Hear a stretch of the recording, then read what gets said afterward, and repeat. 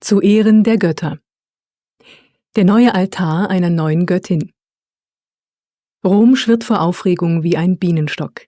Kaiser Augustus persönlich wird heute den neuen Altar des Friedens, die Ara Pacis, einweihen, den der Senat errichtet hat, um Augustus' sicherer Heimkehr aus Spanien und Gallien und seine dortigen Siege zu feiern.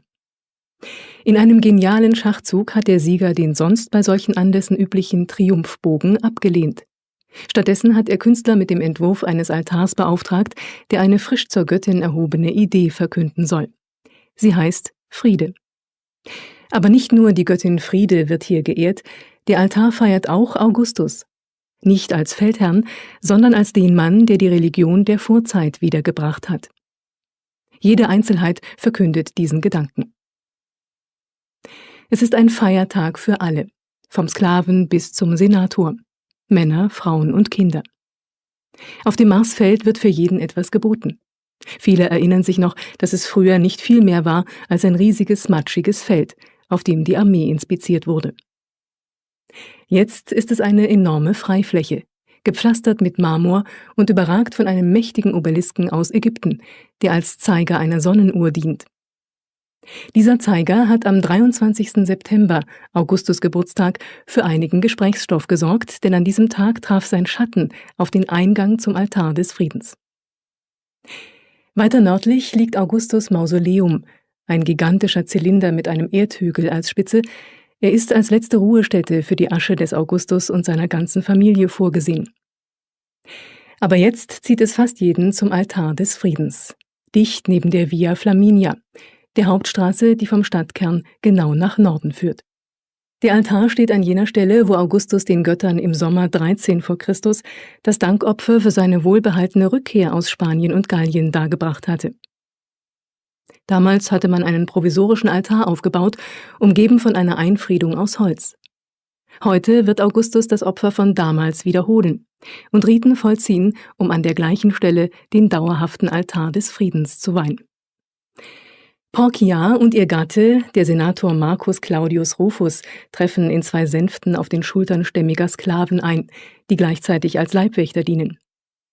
Sofort richten sie ihre Blicke auf den Fries, der rundum an der Marmorwand eingemeißelt ist, die den Altar umschließt. Der Fries zeigt Augustus selbst, umgeben von Priestern und Leibwächtern und gefolgt von seiner ganzen Familie. Der Schock des Erkennens lässt Porcia Marcus' Arm umklammern. Da steht Agrippa an der Spitze der Familie, Augustus' rechte Hand und sein Schwiegersohn. Leider ist er gestorben, bevor die Bildhauer den Fries vollendet haben, und Julia ist nun Witwe. Julia schaut aus dem Bild heraus. Gleich neben ihr steht die mächtigste Frau in Rom, Augustus' Frau Livia, Julias Stiefmutter. Das Rätselraten hat begonnen. Wer wird der Nachfolger für Augustus sein?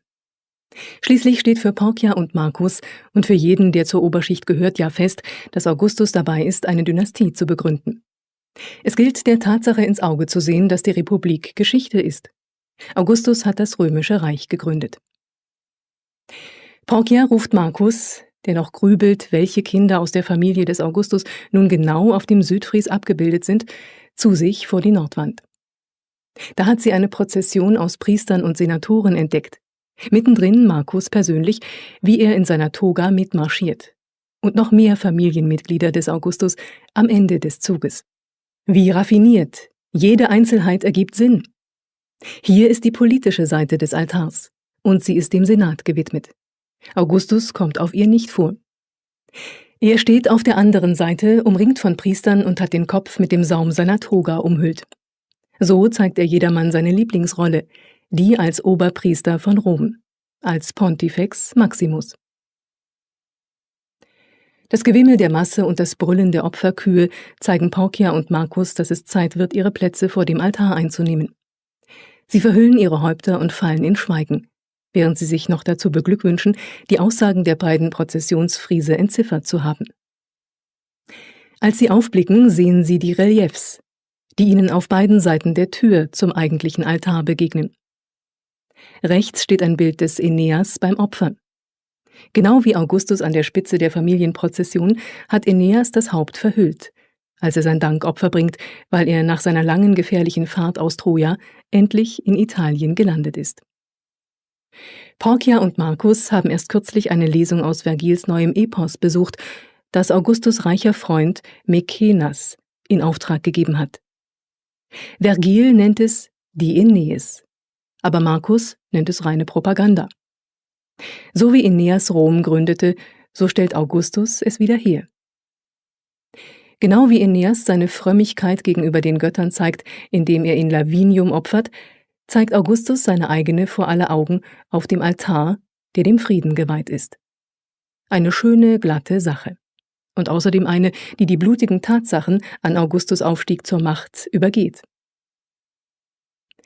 Aufregung breitet sich aus, als der echte Augustus eintrifft. Er sieht ein bisschen älter aus als sein Konterfei auf dem Relief, ist aber umgeben von einem ähnlichen Gefolge aus Priestern und Leibwächtern, die ihre Amtsstäbe tragen, die Fasces.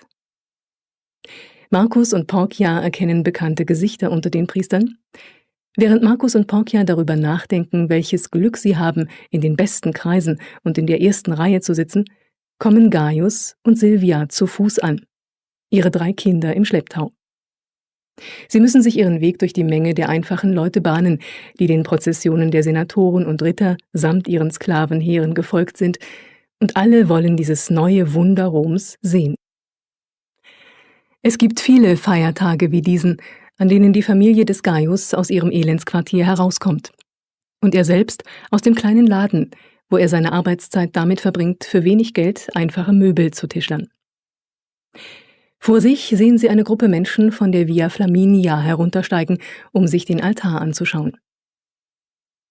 Endlich schaffen es Gaius und seine Familie bis zur Rückseite des Altars. Die ist einfach umwerfend. Denn durch irgendeinen Zaubertrick hat der Bildhauer die ganze Umfassungsmauer mit jedem Trieb und jeder Blüte überzogen. Fantastische Akanthusranken verwandeln sich in andere Pflanzen, in Lorbeer, Efeu und Weinreben voller Trauben. Es gibt Akanthusblüten, Rosen und Mohnblumen, sogar ein Büschel Eichenlaub. Und noch umwerfender sind all die Lebewesen, die den steinernen Raum ausfüllen. Schwäne krönen die üppige Vegetation, aber viel kleineres Getier, Schlangen, Eidechsen, Vögel, ist im Blattwerk versteckt. Silvia bewundert das Relief weiter oben. Eine wunderschöne Frau, die Zwillinge hält. Der Junge in ihrem linken Arm spielt mit Früchten, die im Schoß seiner Mutter liegen. Der andere fasst nach ihrer Brust. Auf jeder Seite findet sich eine Frau. Die eine reitet einen Schwan, die andere ein Fabelwesen, einen Meeresdrachen. Und ihre Mäntel bauschen sich um ihre Körper. Rings um den Drachen bemerkt Silvia Wellen. Doch neben dem Schwan sieht sie eine umgestürzte Amphore, aus der Süßwasser auf Wiesengras fließt. Und unterhalb der schönen Frau in der Mitte findet sich trockenes Land, auf dem eine Kuh sich ausruht und einem Schaf beim Grasen zusieht. Silvia glaubt, sie versteht, was das Bild bedeutet. Die Frau ist Italien. Die Frauen mit den fliegenden Mänteln sind die Winde. Der Wind auf dem Meeresdrachen steht für die Ozeane, die Italien umgeben. Und der Wind, den der Schwan trägt, steht für das Land. Es ist Zeit, dass das Opfer beginnt. Das Leiern von Doppelflöten und die rezitierten Gebete lassen die Menge verstummen, während eine Prozession erscheint, die jener auf der Südwand sehr ähnlich sieht. Augustus führt sie, das Haupt verhüllt. Die Priester und Leibwächter umgeben ihn und die Opfertiere folgen. 2 weiße Fersen, die Hörner vergoldet und mit Blumen bekränzt, und ein weißes Mutterschaf. Kräftige Männer mit bloßem Oberkörper, die rockartige Kleider tragen, führen die brüllenden Kühe und das blökende Schaf. 3 andere Männer, ähnlich gekleidet, tragen große Opferhämmer. Wieder andere, dreikantige Messer. Der Moment, die Tiere zu opfern, ist da. Zugleich heben sich die Hämmer und schwingen mit einem dumpfen Krach nieder, die Tiere betäubend. Sie fallen auf das glänzende Marmorpflaster. Rasch färbt es sich tiefrot, als die Priester den Tieren die Kehlen durchschneiden und das Blut in flachen Schalen auffangen. Sie weiden die Fersen und das Schaf aus, ziehen Leber und Därme hervor. Während Augustus die Stufen hinaufsteigt, um etwas Blut auf den Altar zu gießen, inspiziert ein Opferschauer die Lebern auf Vorzeichen. Alle Omina sind gut, wie es jeder erwartet hat. Nachdem nun die Götter milde gestimmt sind, folgen lange Dankeshymnen. Die Stimmung wird lockerer, als Ausrufer ankündigen, dass Augustus dem Volk am Nachmittag einen allgemeinen Festschmaus geben wird. Viele weitere Tiere sind geschlachtet worden und bald gibt es Rinderbraten und Lamm in Hülle und Fülle und reichlich zu trinken für alle freien Bürger der Stadt. Der Altar der Bezirksvorsteher. Es ist ein großer Tag für Publius Clodius. Vielleicht ist er noch besser als der Tag, an dem Publius Clodius, sein Herr, ihm die Freiheit geschenkt hat. Heute werden er und 3 Freunde, ehemalige Sklaven wie er, ihr erstes öffentliches Opfer als Bezirksvorsteher vollziehen. Publius trägt eine frisch gewobene Toga, als er mit seiner Familie an die Straßenkreuzung geht, die seinen Amtsbezirk in der Stadt markiert. Nun wird Publius tun, was Augustus vor 11 Jahren getan hat, mit einem besonderen Opfer einen Altar weihen. Dieser Altar ist viel bescheidener als der Altar des Friedens, das ist klar, und steht in einer viel dichter bevölkerten Gegend. Er ist nur ein bisschen höher als 3 Fuß, also etwa 1 Meter, und erhebt sich auf einem flachen Marmorsockel. Grenzsteine stecken ringsum ein Quadrat ab und man kann alle 4 Seiten sehen. Ein kleiner Giebel, der zum Gebäude dahinter gehört, wird den teuren weißen Marmor vor der Witterung schützen. Publius Clodius hat die Gelegenheit erkannt, es in der Welt zu etwas zu bringen, als Augustus beschloss, Ordnung ins Chaos von Rom zu tragen, indem er es in 14 Regionen aus 265 Bezirken, den Vici, einteilte. Und sofort hat Publius seine Kampagne begonnen, um zum Bezirksvorsteher ernannt zu werden. Gerade hatte er seine Freiheit erkauft und es ging ihm finanziell relativ gut, weil er immer noch Geld damit verdiente, die Mahl- und Backfabrik seines einstigen Herrn zu überwachen. Ja, er hatte sogar genug gespart, um seine eigene Bäckerei in der Gegend zu eröffnen und seinen politischen Einfluss zu erhöhen, indem er ab und zu umsonst Brot an die Bürger seines Bezirks verteilte. Publius Clodius hat eine Position in der Gesellschaft erreicht, die selbst die kühnsten Träume seiner Sklavenzeit übertrifft. Zusammen mit seinen 3 Amtskollegen sorgt er für Ordnung und Sicherheit im Escoletus-Bezirk. Sie halten ein Auge auf Verkehr, Straftaten und Brände. Und was das Beste ist, sie dürfen das tun, wozu Publius heute unterwegs ist: dem Kaiser opfern. Im Amt eines Vico Magister verschmelzen Religion und Dienst an den Bürgern. Publius und seine Nachbarn sind froh, dass der gute Augustus erkannt hat, wie wichtig die Verehrung der Laren ist. Jahrhundertelang haben auf den Altären für die Laren der Wegkreuzungen, die an Straßenecken stehen, immer Opfergaben gelegen. Fladen, Milch, ab und zu auch ein Ferkel, alles ganz privat. Jeder weiß, dass diese Zwillingsgötter, die auch jedes Haus beschützen, die Straßen behüten werden, wenn man sie regelmäßig in der richtigen Weise gnädig stimmt. Doch jetzt ist das amtlich, und die Laren haben eine neue Eigenschaft. Sie sind nun die Laren des Augustus. Als Publius und die 3 anderen Vigo Magistri den Altar bestellten, haben sie den Bildhauer angewiesen, auf die linke und die rechte Seite Bilder der Laren des Augustus zu meißeln. Doch als sich nun die Menge teilt, um Publius den Weg freizumachen, ist es das Bild auf der Vorderseite des Altars, nach dem er scharf Ausschau hält. Jawohl, da steht's. Publius höchstpersönlich mit seinen 3 Kollegen, wie sie die Hände über einen Altar strecken. Ein Bild, das dieses Einweihungsopfer in alle Ewigkeit festhalten wird. Jetzt wird niemand Publius je vergessen. Denn wenn auch vielleicht jemand ihn nicht wiedererkennt, dann kann er doch den Namen lesen, der in großen Buchstaben über dem La auf der linken Altarseite steht. Die 4 haben eine Münze geworfen, um auszuknobeln, welche beiden ihren Namen auf die Vorderseite gravieren lassen durften, denn zwischen der Zeile, die den Altar den Laren weiht, und der, die das Datum festhält, an dem sie alle Magistri wurden, ist nur Platz für 2 Namen. Und das ist gut so. Statt dass sich sein Name vorn den Platz noch mit dem eines Bezirksvorstehers teilen muss, hat Publius einen Platz für sich. Die Inschrift lautet: Publius Clodius, Freigelassener des Publius. Sein Freund Salvius, Freigelassener des Lucius, hat seinen eigenen Platz über dem La auf der rechten Seite. Außerdem zeigt der Altar das besondere Opfer, das die Bezirksvorsteher heute bringen werden. Zusätzlich zu einem Schwein, dem üblichen Opfertier für die Laren, werden sie einen Stier schlachten. Der ist für den Kaiser, und das macht das Opfer viel teurer und umständlicher als jene, die Publius zu Hause bringt. Normalerweise bloß Kuchen und Wein, im Höchstfall ein Ferkel. Publius bemerkt, dass der Bildhauer ein bisschen getrickst hat, um alles unterbringen zu können.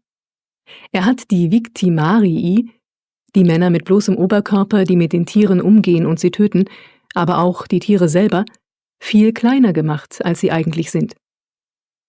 Die Victimarii kauern unten vor dem Altar, damit Publius und die anderen Victor Magistri frei sichtbar sind. Der Victimarius zur Linken, er trägt nur einen Rock, hat den Opferhammer zum Betäuben der Tiere auf der linken Schulter. Er hält das Schwein an einem Strick und scheint wie sein Partner zu knien. Publius hat nichts gegen diese kleine künstlerische Freiheit. Schließlich hat sie es dem Bildhauer ermöglicht, die Wichtigkeit der Vico Magistri hochzuspielen und unverzichtbare Details wie die Lorbeerkränze auf ihren Köpfen einzubeziehen. Die vier haben darauf bestanden, dass der Bildhauer ihre Gesichter zeigte, auch wenn er dafür alle 4 Bezirksvorsteher dicht um den Altar zusammendrängen musste, wo sie vereint das Opfer darbringen, ihre Togen über die Köpfe gezogen. Publius erkennt sich, links hinter Salvius, der ein Weinopfer aus einer kleinen Schale ausgießt. Er selbst und die anderen beiden Bezirksvorsteher strecken die Hände aus, um eine Prise Weihrauch in die Flammen zu streuen. Zu dumm, dass der Bildhauer nicht genug Platz hatte, alle 2 Leibwächter abzubilden, auf die Publius und seine Kollegen ein Recht haben. Da steht nur einer, da hinten, am linken Rand des Altars. Aber jeder kann ihn erkennen, weil er die Fasces trägt. Publius ist hochzufrieden damit, wie der Altar geworden ist. Bis auf eine Einzelheit. Warum musste der Bildhauer denn den Doppelflötenspieler genau in die Mitte stellen? Und warum ist er so groß? Wichtig für das Opfer ist er ja vielleicht, aber bezahlt hat er nicht dafür. Während ihm das durch den Kopf geht, hört Publius das Pfeifen der Flöten, die ihn aus dem Bild in die Wirklichkeit rufen. Gleich beginnt das Opfer. Kriegstrophäen. Ein verewigtes Soldatenleben. Thema des Tages. Die große Säule auf dem Traians-Forum ist fertig.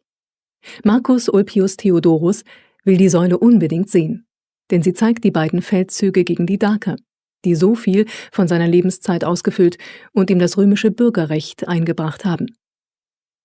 Als junger Mann mit griechischen Vorfahren verstand er, dass er sein Glück als Auxiliarsoldat in der römischen Armee machen konnte. Er lernte alle Fähigkeiten, die ein römischer Soldat braucht. Marschieren, Brücken, Straßen und Befestigungen bauen, seine Rationen einteilen, die Götter ehren und kämpfen. Gegen Ende des 2. Feldzuges belohnte der Kaiser Theodorus Kohorte für ihre Tapferkeit und verlieh allen Auxiliarsoldaten das Bürgerrecht. Dazu gab es Geldgeschenke und Beute. So kam es, dass Theodorus es nach der Zerstörung von Sarmizegedusa, der dakischen Hauptstadt, bis nach Rom brachte. Das war eine eindrucksvolle Heimkehr, als die siegreichen Römer die Beute mitschleppten. Silber, Gold und an die 50.000 dakische Sklaven. Kurz nach seiner Ankunft in Rom heiratete Theodorus die hinreißende Salonina, eine frühere Sklavin, die im Haus ihrer Herrin, der reichen Junia Calvina, geboren ist.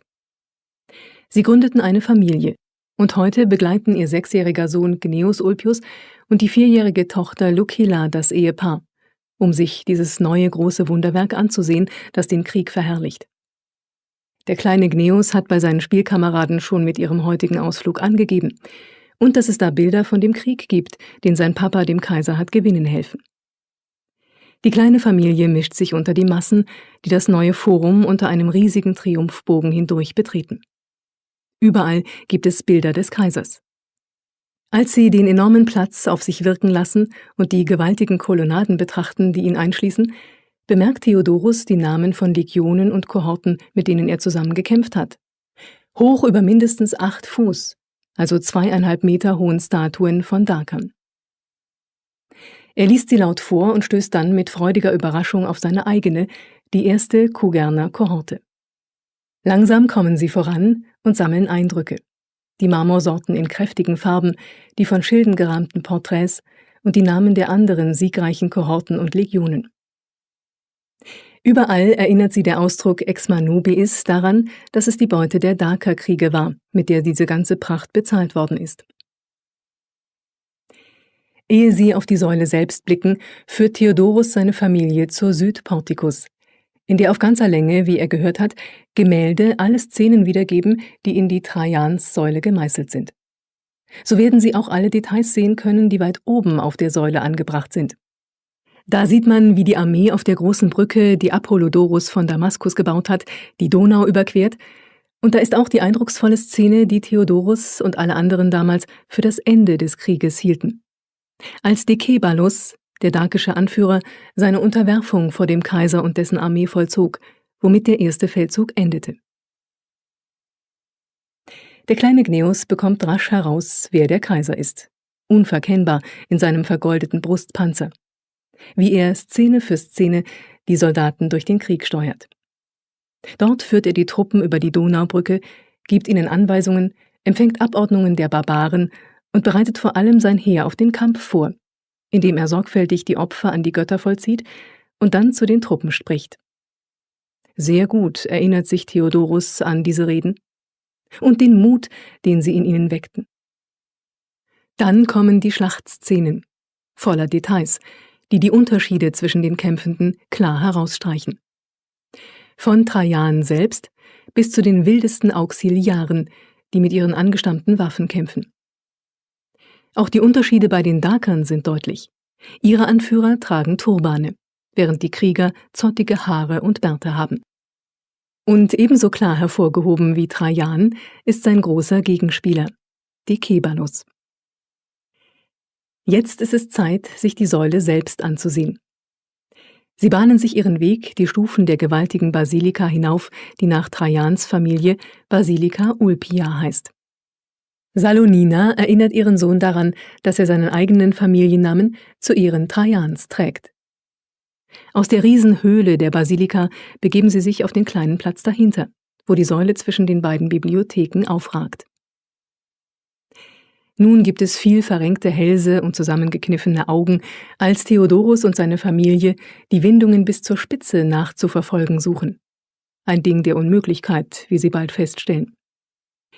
Sie bemerken aber auch, dass die Bildhauer eine weitere Methode verwendet haben, um die Haupthandlung klarzumachen. Sie wiederholen eine Abfolge von Standardszenen. Die Römer marschieren, bauen ein Lager, empfangen dakische Gesandte und rüsten dann zur Schlacht.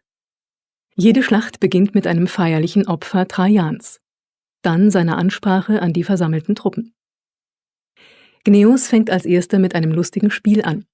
Er nennt es »Such den Kaiser« und Lucilla erfindet noch eins, »Such den Decebalus«. Sie alle merken, dass es nicht schwer ist, jeden der beiden aufzuspüren, solange man die Augen immer auf und nieder bewegt, statt den Windungen von links nach rechts zu folgen versucht. Theodorus sinnt derweil darüber nach, wie viel Glück er gehabt hat, auf dem langen, gefährlichen Weg hin zu diesem Glücksmoment. Arbeitswelt. Das Kleidergeschäft des Verecundus und der Lollia. Marcus Vicilius Verecundus und seine Frau Lollia schließen gerade ihr großes Bekleidungsgeschäft an der wichtigsten Straße von Pompeji auf. Vor Jahren haben sie verschiedene Webereien und tuchverarbeitende Geschäfte betrieben, so wie Asiaticus. Aber jetzt überlassen sie die schwere Arbeit anderen, darunter viele Sklaven oder freigelassene Klienten wie Asiaticus, und verkaufen die Endprodukte in ihrem wohlsortierten Geschäft.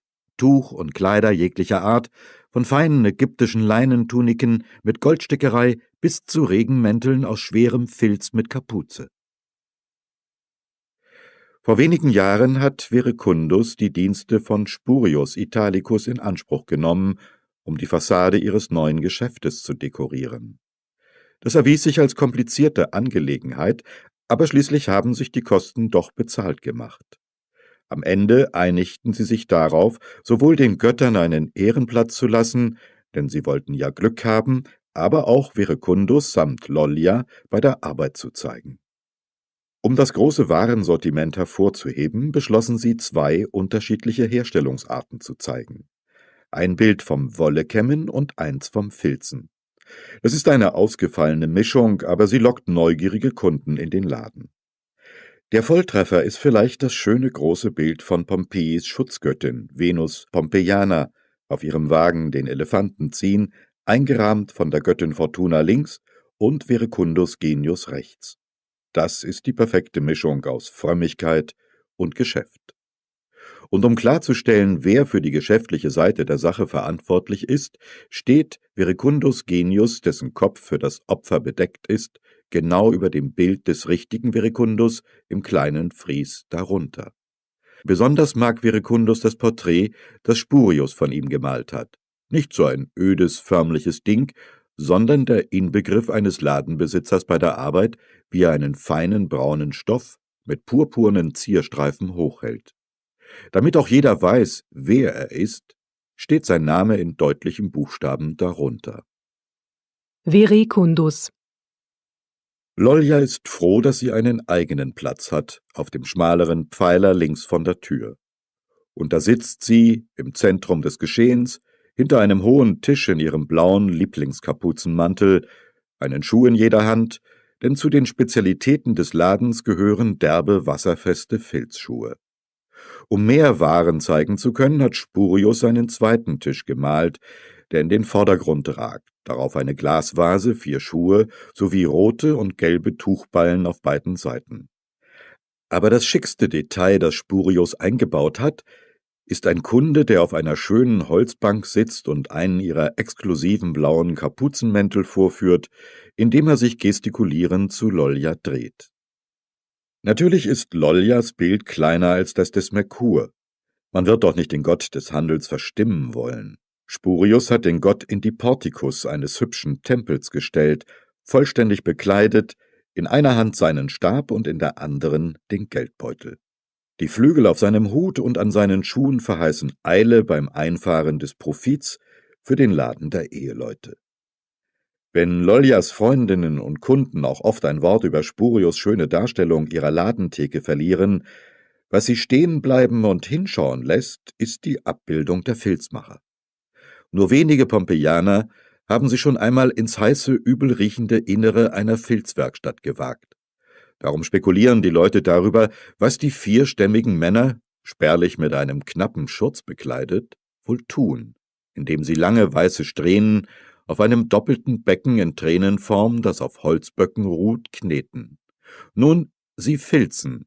Sie verdichten Wolle und Tierhaare zu einer festen, zusammenhängenden Masse, indem sie heißen Leim in die Fasern einarbeiten. Um dieser fesselnden Szene aus der Schwerindustrie etwas entgegenzustellen, hat Spurius den Rest des Frieses mit 3 fast identischen Bildern von Wollkämmern gefüllt. Jeder sitzt vor einem niedrigen Kämmtisch, auf dem 2 große Kämme hintereinander angebracht sind. Ihre Aufgabe ist es, die Rohwolle zum Spinnen vorzubereiten, indem sie durch die Kämme ziehen und von Knoten und Verunreinigungen säubern. Spurius hätte zwar auch andere Schritte der Wollverarbeitung und Weberei abbilden können, aber die 3 Kämmer passen sehr schön in den beschränkten Raum und zeigen, worum es im Laden des Ehepaares geht. Ein Mittelsmann sitzt ganz oben. Es ist ein heißer Julimorgen und Publius Aufidius Fortis hat einen vollen Arbeitstag vor sich. Gestern Abend sind 3 seiner riesigen Kornschiffe im Trajanshafen von Portus gelandet und er muss ihre Ladung gelöscht bekommen. Die großen Schiffe, jedes fast 1000 Tonnen, können den Weizen nicht unmittelbar nach Rom bringen und dort entladen, denn der Tiber ist zu schlammig, reißend und gewunden. Fortis muss kleinere Boote chartern, um die Fracht im Hafen auszuladen und sie in seinen großen Speicher in Ostia zu bringen, wo sie sicher aufgehoben ist, während er ihren Endverkauf und Transport nach Rom regelt. Gestern erst hat er seinen Freund Publius Peregrinus, Präfekt der Getreideversorgung für Rom, aufgesucht, ihn wissen lassen, dass diese gewaltige Lieferung unterwegs ist und den Preis angedeutet, den er dafür haben will. Eine Stadt mit über 1 Million Menschen zu ernähren, von denen Hunderttausende kaiserliche Getreide-, Öl- und Geldspenden erhalten, ist eine Riesenaufgabe. Und Fortis erzielt mit diesem Geschäft, so riskant es manchmal auch ist, enorme Profite. Diesmal sind seine Schiffe durchgekommen, dank des ruhigen Wetters und ihrer fähigen Besatzungen. Jetzt ab nach Rom mit dem Korn, ohne dass Fäulnis, Feuer oder Diebe drankommen. Niemand in Ostia hat dazu bessere Voraussetzungen als Fortis. Der Kornhandel hat ihn sein Leben lang begleitet. Er ist der wichtigste Getreidehändler von Ostia und Mitglied auf Lebenszeit in der Kornhändlergilde. Seine Familie hat Verbindungen nach Hippo Regius in Afrika, einem der wichtigsten nordafrikanischen Häfen für Getreide. Fortis ist im Lauf seiner Karriere oft dorthin gereist, um den Ankauf und die Verschiffung von Weizen zu regeln. Und schließlich hat Hippo Regius ihn zum Mitglied des dortigen Stadtrats gemacht. Nicht weniger bedeutend ist er in Ostia, wo er zum Duumvir, zum obersten Beamten der Stadt, gewählt worden ist und inzwischen die Ehre hat, Patron der Stadt zu sein. Und vor kurzem haben die Kornmesser ihn zum Patron ihrer Gilde ernannt. Fortis beschließt, es mit dem Empfang seiner Klienten heute Morgen kurz zu machen. Mit 2 Ausnahmen. Seine früheren Sklaven Publius Aufidius Faustianus und Publius Aufidius Epictetus. Fortis hat beide gründlich im Kornhandel ausgebildet und dafür gesorgt, dass auch sie Ämter in der Kornhändlergilde bekamen. Er hat sie beim Aufbau ihrer eigenen, bescheideneren Handelshäuser unterstützt und sie sind die richtigen Leute, um seine Fracht sicher gelöscht und in den Speicher zu bekommen. Außerdem können sie mit den Flussschiffern die besten Preise aushandeln, damit das Korn aus Fortis Speichern nach Rom kommt. Also abgemacht. Faustianus und Epictetus wollen sofort für Entladung und Speicherung der 3000 Tonnen afrikanischen Weizens sorgen. Frauen bei der Arbeit. Primigenia ist klar im Vorteil gegenüber Fortunata und Eutyche, die sich jeden Tag im Brunnenbild ihrer Walkerei sehen konnten, und sogar gegenüber Lollia, die im Gemälde auf der Fassade ihres Kleidergeschäftes die Hauptrolle spielte. Weder ist sie eine Sklavin wie die Arbeiterinnen in der Walkerei, noch bloß die Frau des eigentlichen Besitzers wie Lollia. Primigenia gehört ein eigenes Lebensmittelgeschäft. Zwar ist sie als Sklavin im Haus ihrer Herrin Claudia Quinta geboren, aber Primigenias einnehmendes Wesen und Geschäftstüchtigkeit brachten sie bald an die Spitze mehrerer Betriebe von Quinta, darunter der Laden, der ihr jetzt gehört. Sie hat sich die Freiheit und ihre kleine Existenz erkauft. Jeden Morgen steht Primigenia zeitig auf, damit sie sich auf einem der Märkte vor den Stadttoren mit den Bauern der Gegend treffen kann.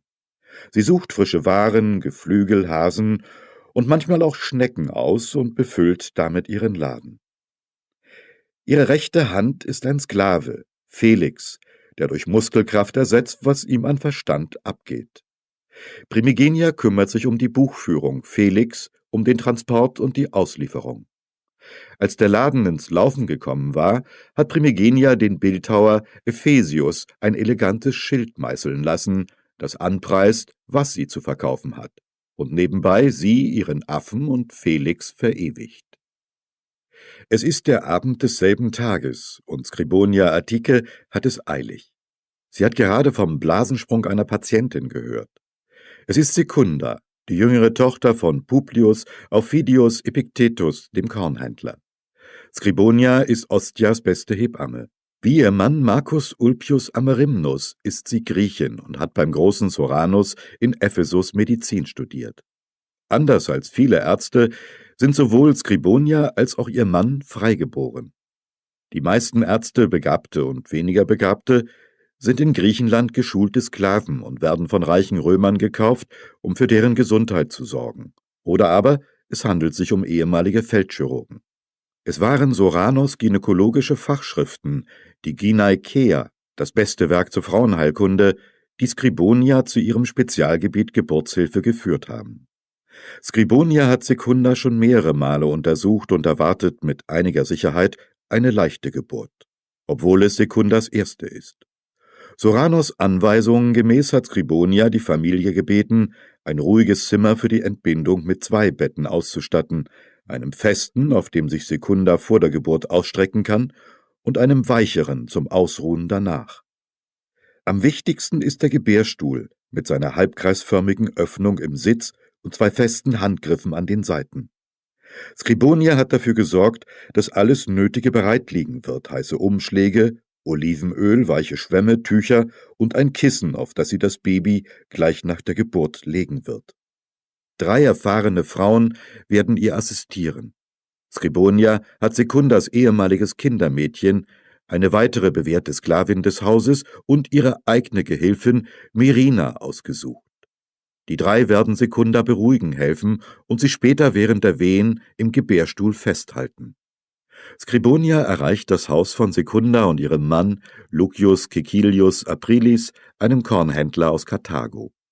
Nach etwa einer Stunde wird es Zeit, dass Scribonia ihren Platz zu Secundas Füßen auf einem Hocker einnimmt, von wo aus sie ihr mit ruhiger Stimme Anweisungen gibt, während die 3 Helferinnen Secunda umklammern.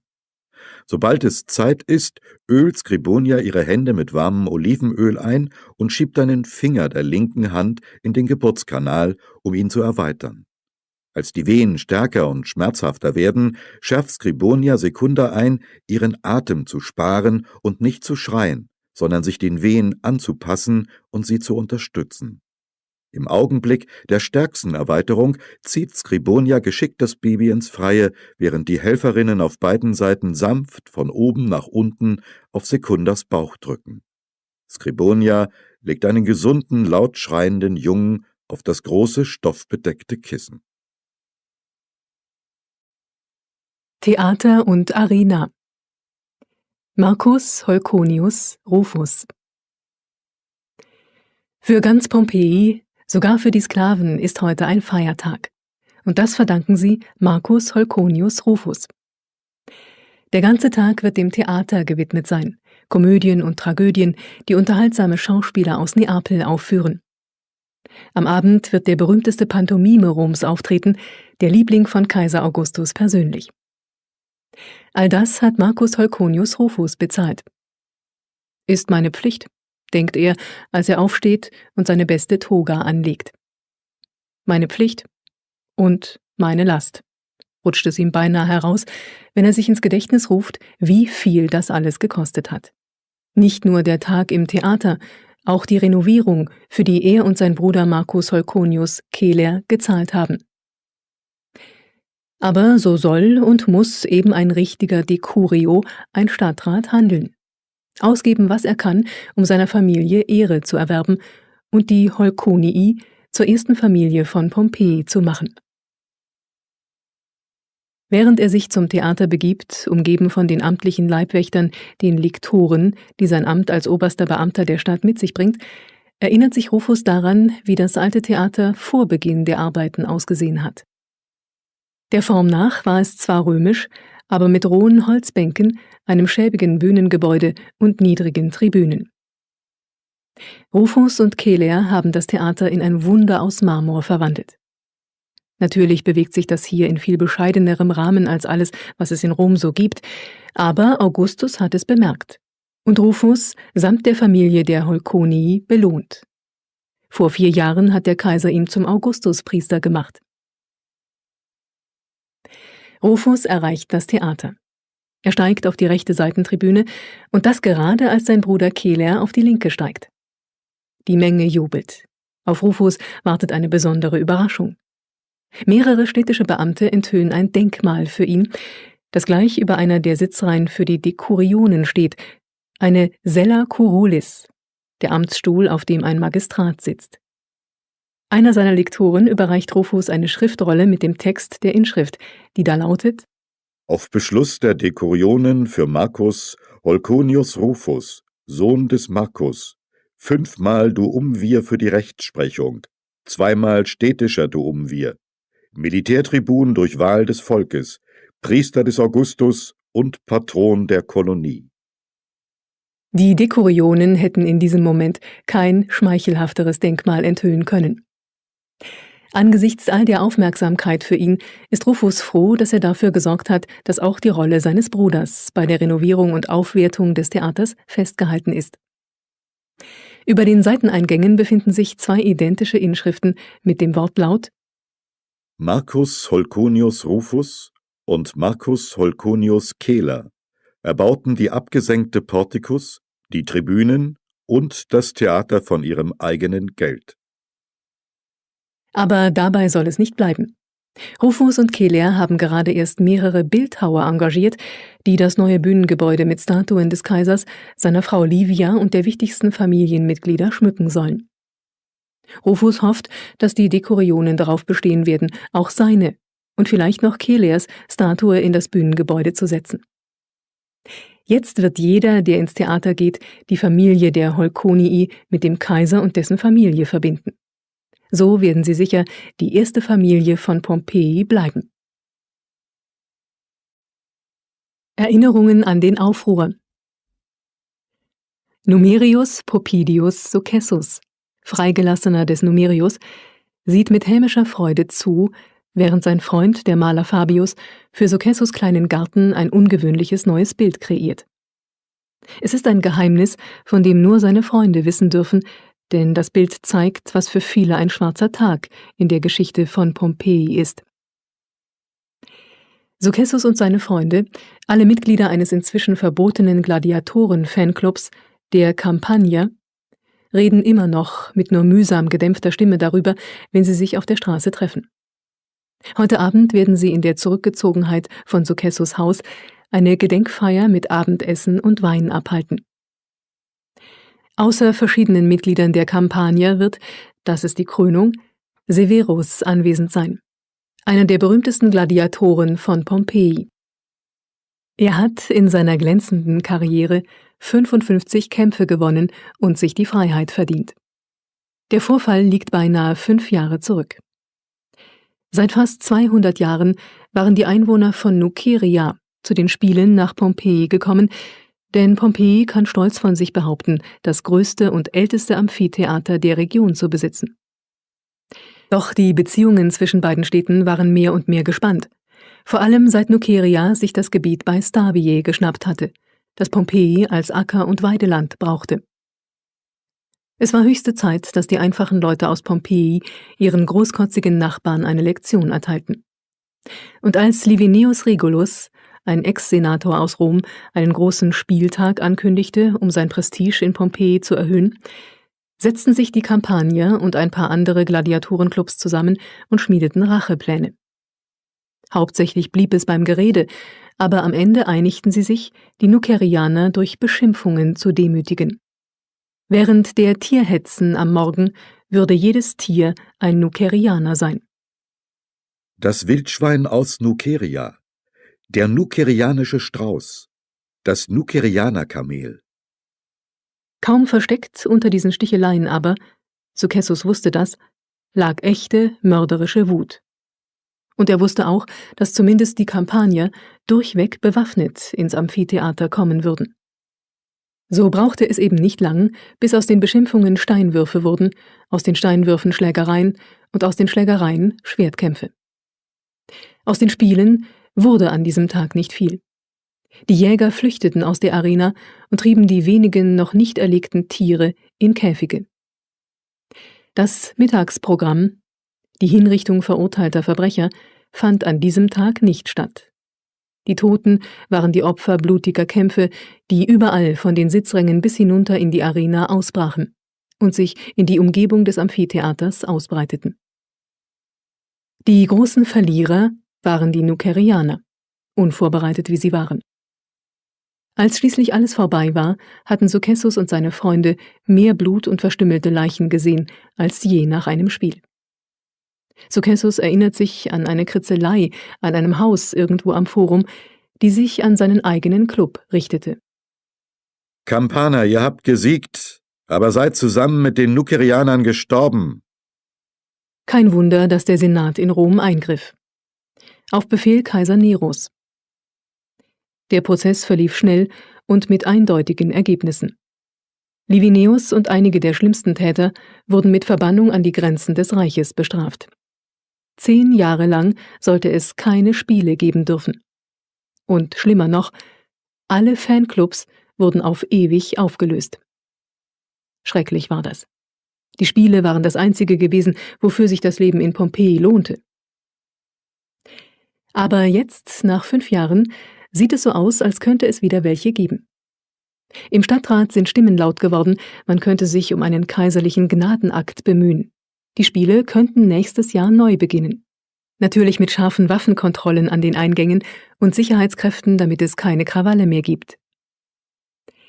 Das sicherste Zeichen, dass das Verbot inoffiziell aufgehoben ist, sind die Reparaturarbeiten, die am Amphitheater den Schaden durch das Erdbeben vom letzten Februar beheben sollen. Successus selbst hat sein ummauertes Gärtchen reparieren müssen und dabei hat er sich entschieden, Fabius das große Bild vom Aufruhr malen zu lassen. Es geht aufwärts für die Spiele in Pompeji. Kneipengänge und Abendgesellschaften. Die Taverne des Salvius. Wir schreiben das Jahr 70 nach Christus und das Leben in Pompeji ist beinahe wieder normal.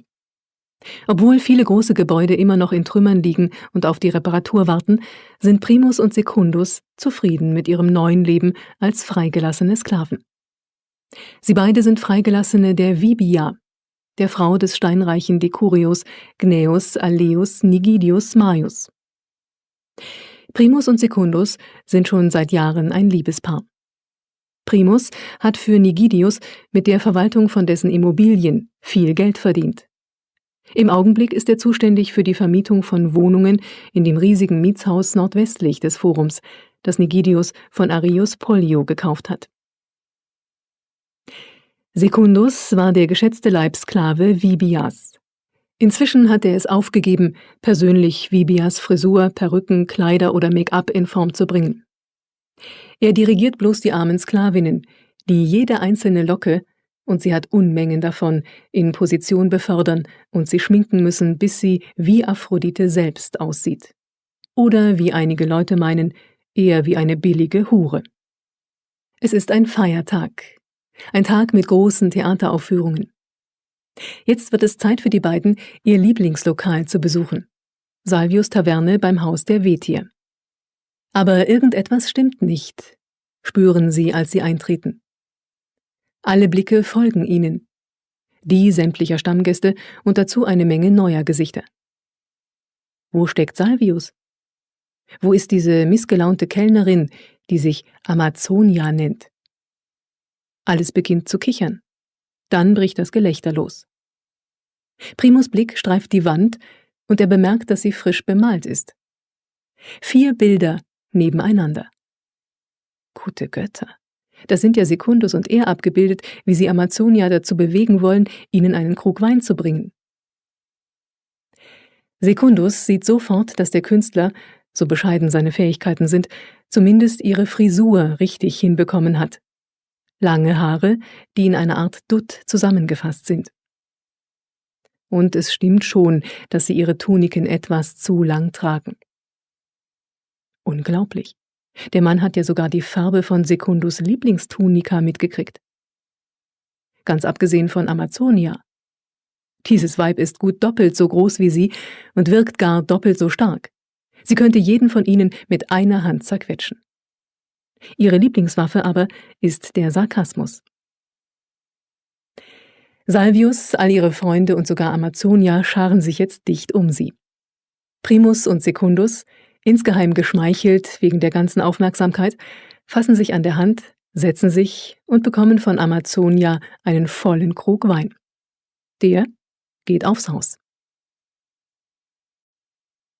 Die Taverne der 7 Weisen. Gamus, ein Zähler aus der Gilde der Kornmesser, und sein Freund, der stämmige Hafenarbeiter Epaphroditus, beschließen, einen Schluck in seiner Lieblingskneipe zu trinken. Beide Männer haben den ganzen Tag über hart gearbeitet, Überstunden gemacht. Die 7 Weisen liegen im 9. Bezirk, nicht weit vom Vereinshaus der Kornmesser entfernt. Gamus und Epaphroditus gehen die schmale Gasse entlang und finden gleich den Eingang, denn eine Menge Kunden lungert an der Tür herum, die Becher in der Hand. Epaphroditus ist beeindruckt. Die Taverne ist viel größer, als er gedacht hätte.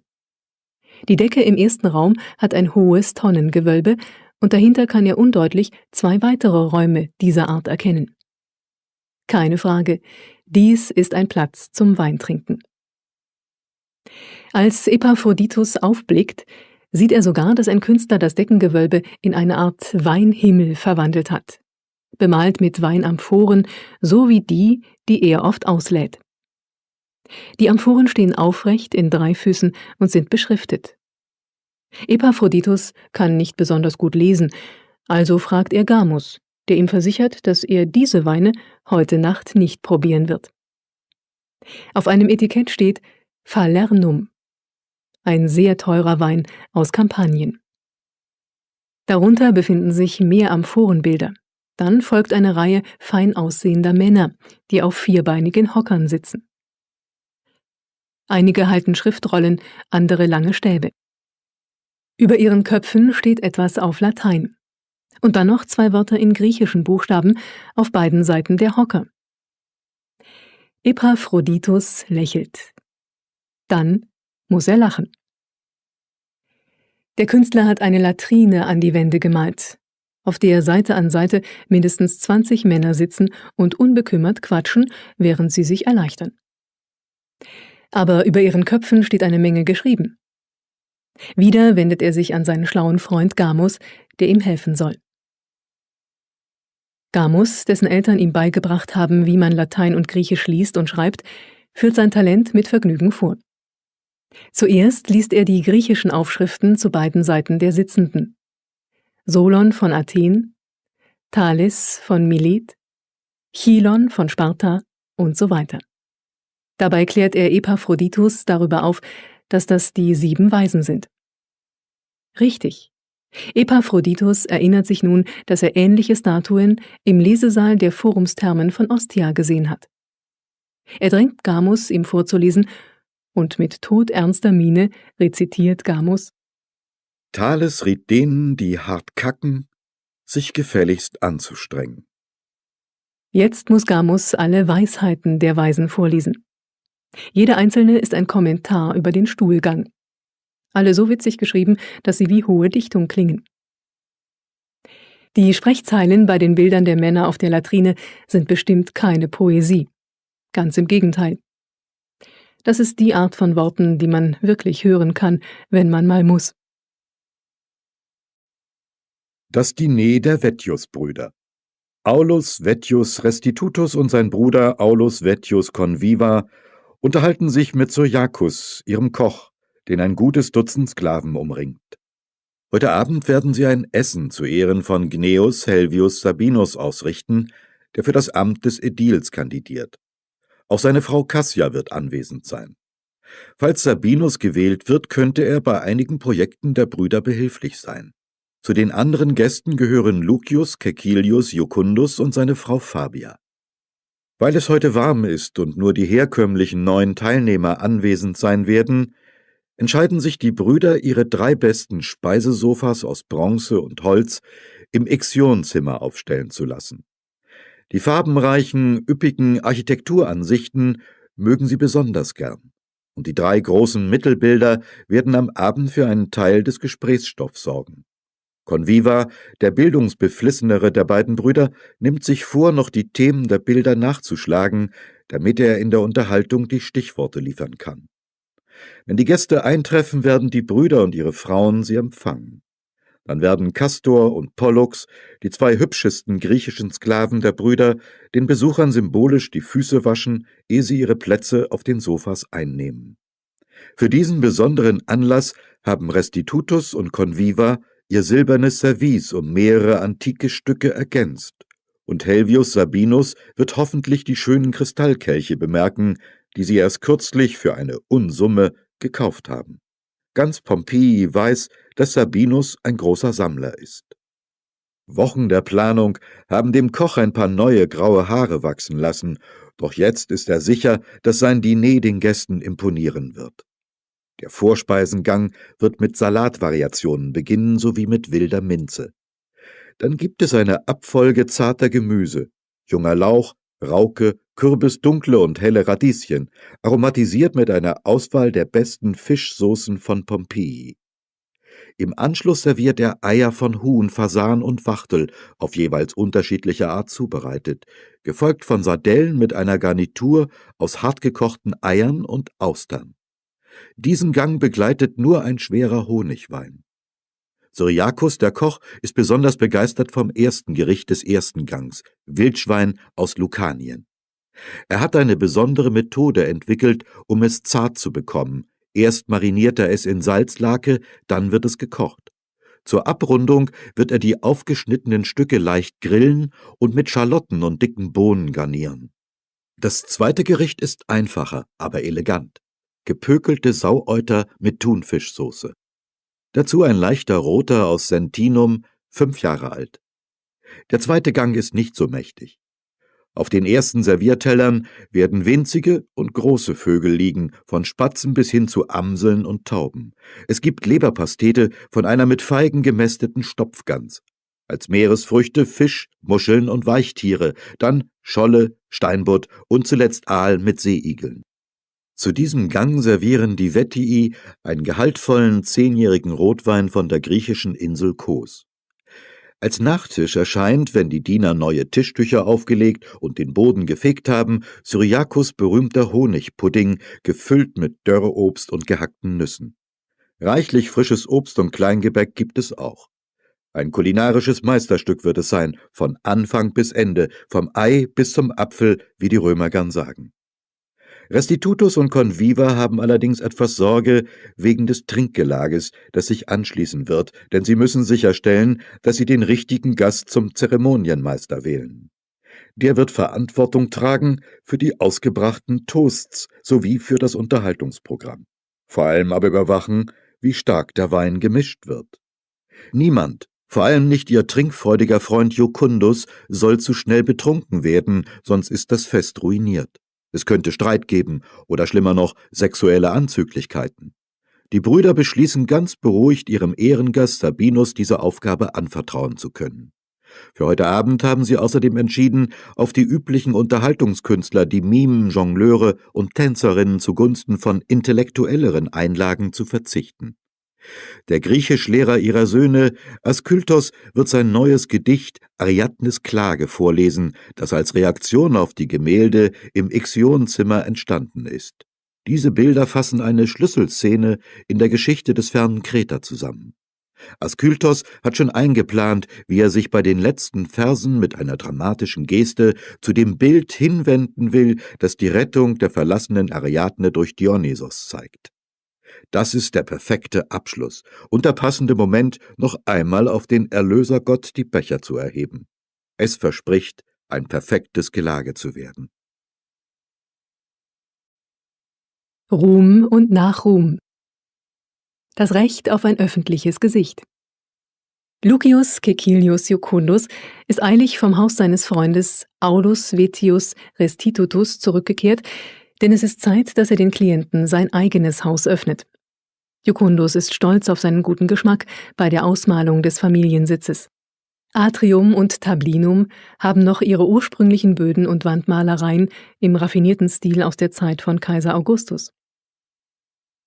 Er selbst hat natürlich den Glanz vermehrt, hat erst vor kurzem das Nachbarhaus hinzugefügt und die Räume rund um den hinteren Garten, die vom Erdbeben beschädigt waren, renovieren lassen. Er hat den Bildhauer Herakleios sogar ein Relief als Schmuck für sein großes Lararium meißeln lassen, das die Schäden zeigt. Jeden Morgen, wenn Jucundus den Laren und Penaten seines Hauses das schuldige Opfer bringt, fügt er Gebete und Gaben für jene hinzu, die Pompeji beschützen. Aber die edelsten Stücke in seinem Haus sind die beiden Bronzeporträts beiderseits des Eingangs zum Tablinum. Sie haben die althergebrachte Form einer Herme, vierkantige Pfeiler aus Marmor, nur mit bronzenen Genitalien geschmückt, die die Fruchtbarkeit der Familie der Caecilii andeuten, tragen die Porträtköpfe aus Bronze. Wenn Jucundus dort steht, um seine Klienten zu empfangen, genießt er den Beistand seiner Vorfahren. Das ist ein Privileg, das sich die berühmten Vettius-Brüder bei all ihrem Reichtum nicht erkaufen können. Denn an ihnen klebt der Makel der Sklaverei. Sicher, die Caecilii, Jucundus' Familie, haben in Pompeji keine so lange Vergangenheit. Sie sind zumindest nicht so alt eingesessen wie die Heuconii, die Popidii oder die Popei. Aber sie sind eine gute Familie. Und mag Jucundus auch keine Ahnenmasken aus Wachs in seinem Atrium hängen haben, so hat er doch diese schönen Bronzeköpfe, die jedes Fältchen, jedes Muttermal der vornehmen Gesichter seiner Vorfahren wiedergeben. Der Augenblick des Ruhms für einen Bäcker. Der Bäcker Lucius Albucius Tiro, Freigelassener des Lucius Albucius Celsus, überlegte, wie er die Aussichten seines Sohnes Marcus verbessern kann, in den Stadtrat von Pompeji zu kommen. Zwar hat er die Unterstützung seines Patrons und früheren Besitzers, der sich gegenwärtig um das Amt des Ädils bewirbt, aber Tiros Sozialstatus ist bestenfalls mittelmäßig. Doch er hat sich nicht nur die Freiheit erkaufen können, er besitzt jetzt auch seine eigene Bäckerei. Eine von mehreren, die er für seinen einstigen Herrn betrieben hat. Da nun das Fest der Keres, der Schutzgöttin der Bäcker, näher rückt, wäre es ein idealer Schachzug, eine Brotspende an alle freien Bürger von Pompeji anzukündigen. Es wäre leicht, die Genehmigung des Stadtrates für eine Brotverteilung am Festtag zu bekommen. Nach wie vor leitet Tiro gut 1 Dutzend Mühlen und Bäckereien, die seinem früheren Herrn gehören, und jede davon könnte ihm, zum Sonderpreis, Brote für seine Spende liefern. Nicht nur einmal hat Tiro solch eine Spende selbst erhalten, und er weiß, wie viel Ruhm diese Investition einem Freigelassenen bringen kann. Er erinnert sich, wie er vor Jahren auf dem Forum Schlange stand, während der reiche Freigelassene Gaius Munatius Faustus Weizen austeilte. Die Bürger, viele mit ihren Kindern auf der Schulter und ihren Frauen an ihrer Seite, stellten sich einer hinter dem anderen an, um ihre Körbe voll Korn zu bekommen. Faustus stieg zum Beamten eines der größten Bezirke von Pompeji auf. Und ein paar Jahre vor seinem Tod machte Kaiser Nero ihn zum Augustuspriester. Das alles kann jeder auf dem großen Grab sehen und nachlesen, das seine Frau Nevolea Tyche an der Herculaner Straße hat errichten lassen. Jetzt wird es Zeit, bei den Ratsherren vorzufühlen und seine Freunde breitzuschlagen. Morgen früh wird er gleich im Morgengrauen seinen vormaligen Herrn besuchen. Vielleicht bestellt Tiro sich ein Bild des Ereignisses für diese freie Stelle an der Wand seines kleinen Tablinos, damit jeder, der ihn besucht, an den großen Tag zurückdenkt. Aber erst einmal gibt es viel vorzubereiten. Mulvia Priscas Sohn.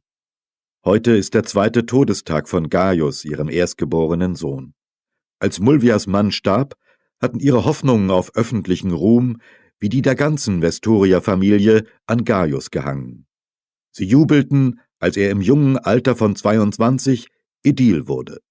Aber noch im gleichen Jahr starb auch er, und mit ihm verloren die Vestorii ihre Aussicht auf Ruhm. Mulvia erinnert sich an das Begräbnis ihres Sohnes, als wäre es gestern gewesen. Gaius starb zu Hause, im Kreis seiner Familie, an einem schrecklichen Fieber. Mulvia selbst wusch seine Leiche und kleidete ihn in eine Toga, die Diener legten ihn auf ein Totenbett im Atrium mit den Füßen zur Tür. Der Duft von Blumen und Weihrauch durchzog den Raum. Pinienzweige rings um die Tür verkündeten, dass der Tod ins Haus gekommen war. Freunde und Ratskollegen füllten das Atrium und folgten dem Leichenzug. Vorneweg Musiker, dahinter Sängerinnen, die Klagelieder anstimmten, und dann Mulvia selbst an der Spitze der Hausgemeinschaft, Verwandte, Freigelassene und Sklaven. Eine lange Reihe von Freunden schloss sich ihnen an. Fackelträger gingen mit, wie es Sitte ist, auch wenn es Tag war. Mulvia sah und hörte zu, als ihr zweiter Sohn Secundus von der Rednertribüne auf dem Forum von Pompeji aus eine Gedenkrede verlas. Zwar war die Liste der Vorzüge seines Bruders nicht lang, doch Secundus' ungespielter Schmerz rührte viele Trauergäste zu Tränen. Die übrigen Ädile und mehrere Ratsherren hielten Reden auf ihren Kollegen.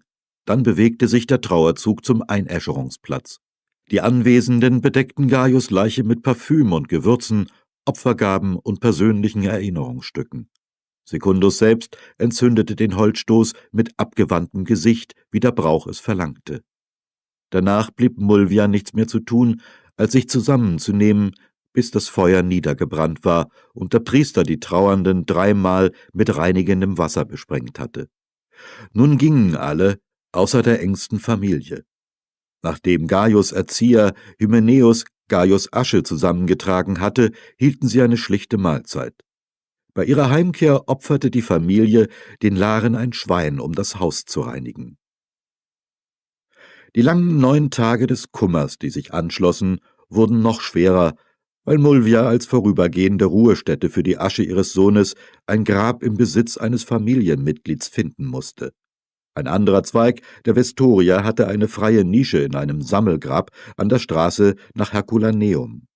Mulvia kehrte mit ihrem Bruder, ihrem Schwager und Hymenäus zum Verbrennungsplatz zurück und legte Gaius' Asche in eine schöne Urne.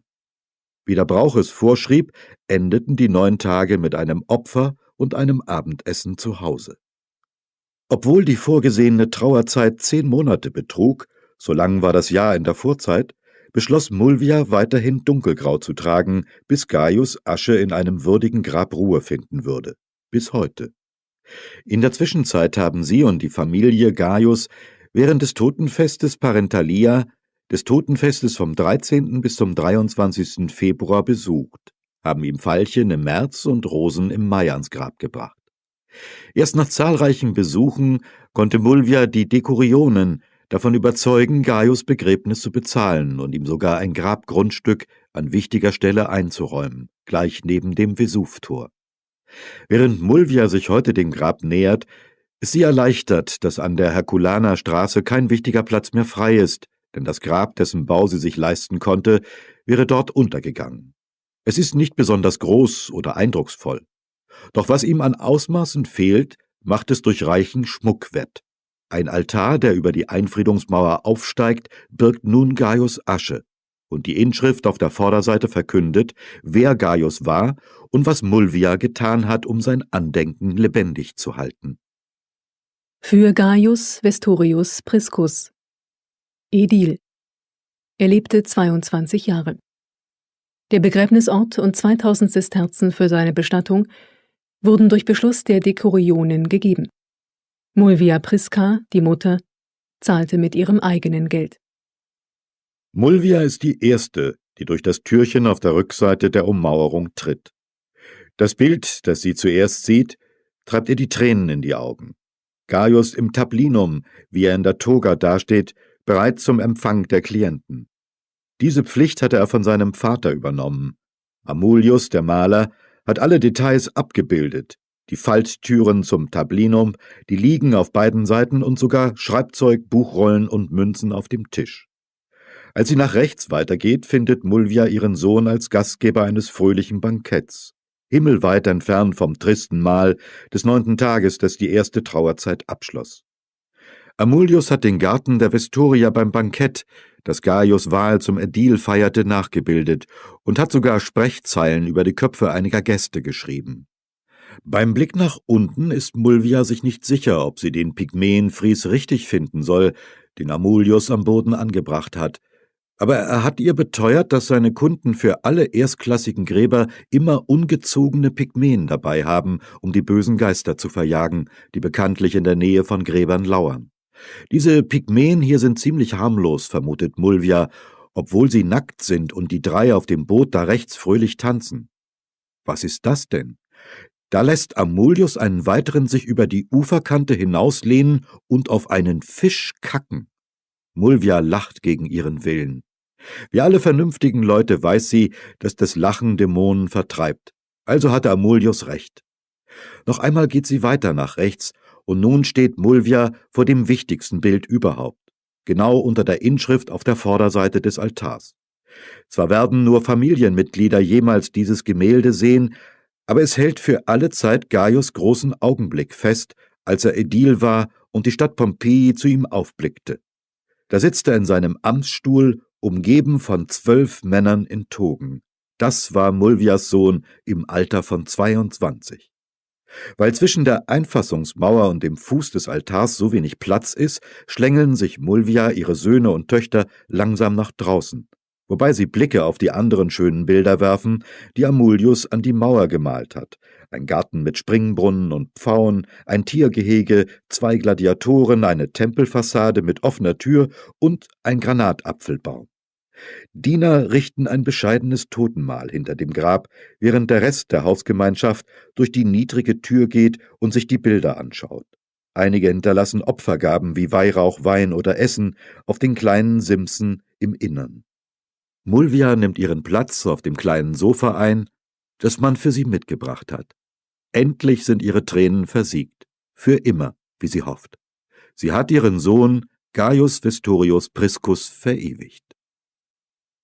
Nachtleben und antikes Rom. Davon war doch, ist sich jeder sicher, der jemals Latein gelernt hat, im Unterricht nie die Rede. Allenfalls stößt man nach einigem Nachdenken über das Assoziationspaar Nacht und altes Rom auf den unvermeidlichen Caesar. Der teilte seine Soldaten in 4 Nachtwachen, die Vigiliae, ein und führte die Truppen gelegentlich de tertia vigilia, um die 3. Nachtwache, im für die Soldaten angenehmeren Fall erst um die 4. Nachtwache aus dem Lager, um die Dunkelheit militärtaktisch zu nutzen. Doch fällt das schwerlich unter den normalen Begriff Nachtleben.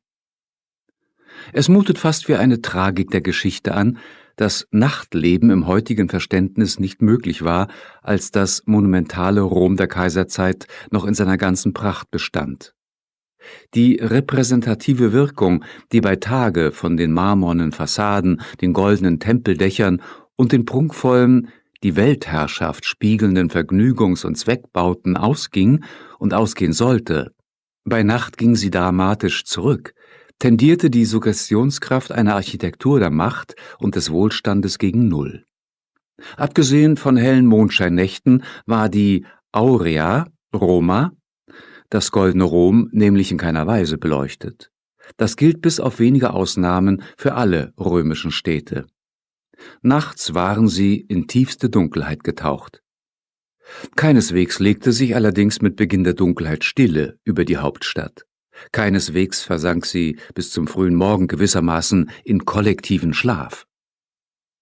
Mochten auch das hektische Treiben und das Menschengewühl, die dort bei Tage herrschten, am Abend abebben, so blieb Rom doch eine clamosa urbs, eine lärmerfüllte Stadt. Ein wesentlicher Grund dafür war das von Caesar verfügte Tagesfahrverbot für Last- und Reisewagen.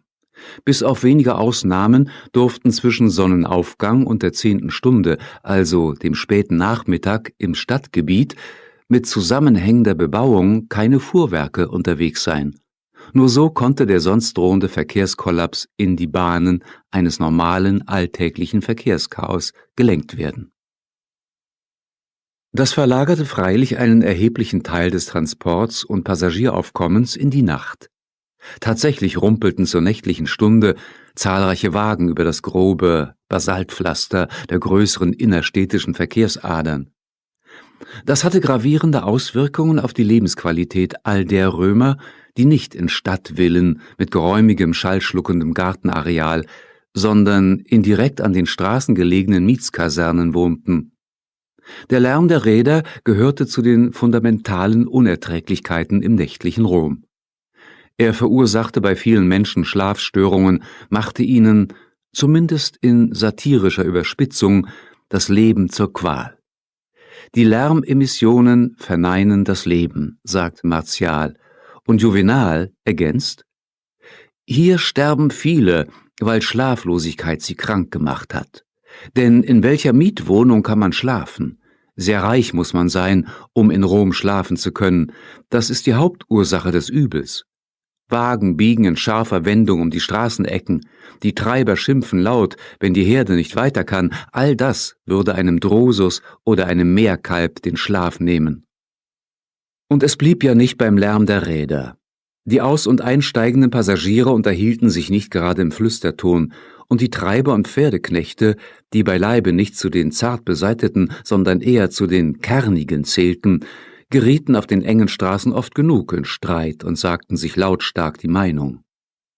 Rechnet man die Zahl der Passagiere im Reiseverkehr von und nach Rom ein, so dürften es mehrere tausend Menschen gewesen sein, die allein aufgrund des Tagesfahrverbots im nächtlichen Rom unterwegs waren. Hinzu kam eine, in der Kaiserzeit 7000 Mann starke Feuerwehrtruppe, die Vigiles, von der ein großer Teil in der Nacht Dienst tat. Neben ihrer Funktion als Feuerwehr hatten die Vigiles auch polizeiliche Befugnisse.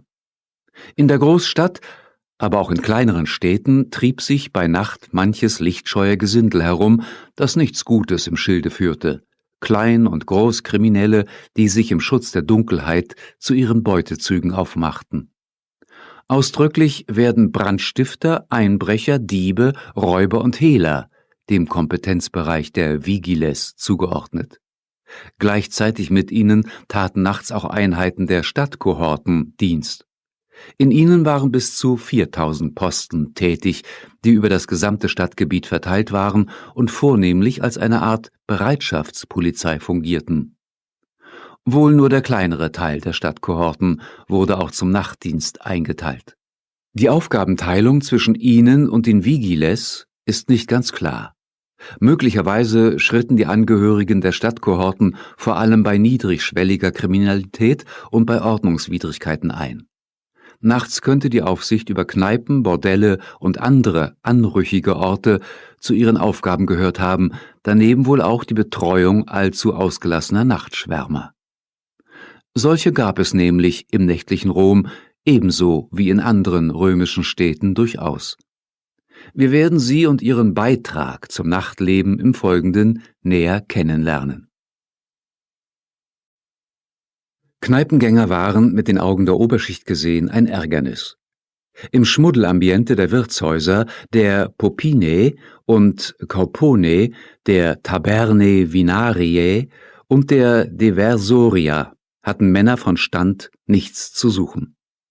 Der Umgang, den sie dort hatten, war alles andere als standesgemäß. Matrosen und entlaufene Sklaven, Diebe, Henker und Sargschreiner zählt der Satiriker und Moralist Juvenal als abschreckende Ansammlung mehr oder minder lichtscheuen Gesindels auf. Nimmt man diesen Urteilen die polemische Spitze, so bleibt das objektive Faktum, dass römische Wirtshäuser in der Tat ganz überwiegend von Angehörigen der unteren sozialen Schichten frequentiert wurden. Viele von ihnen hatten keine andere Möglichkeit, geselliges Leben zu pflegen. Ihre winzigen Wohnungen erlaubten es nicht, Freunde oder Bekannte einzuladen.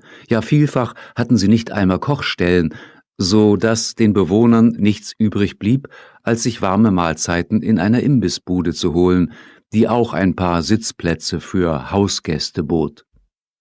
Ein Kennzeichen sozialer Distinktion bestand darin, dass Bessergestellte eben nicht in der Öffentlichkeit essen und sich nicht in Kneipen, Bars oder Wirtschaften treffen mussten, um ihre Freizeit, den Abend oder die Nacht in geselliger Runde zu verbringen. Die gesellschaftliche Ächtung von Popinae und Tabernae als ehrlose Örtlichkeiten verhinderte, dass sich in der römischen Welt eine gehobene Gaststätten- und Restaurantkultur entwickeln konnte. Zwar gab es innerhalb der plebejischen Gastronomie durchaus erhebliche Unterschiede, aber ein oberes Segment konnte sich nicht etablieren, weil sich dessen Kunden selbst gesellschaftlich ausgegrenzt hätten. Schon in der Republik gehörte der Vorwurf Kneipengänger zum Arsenal der Verunglimpfung politischer Gegner. Luxuria popinalis, der Luxus, sich in Spelunken herumzutreiben, war eine scharfe rhetorische Waffe, um Konkurrenten und Feinde auf der politischen Bühne moralisch zu desavouieren und sie als für die Gemeinschaft gefährliche Hasardeure abzustempeln. Cicero verstand sich bestens darauf.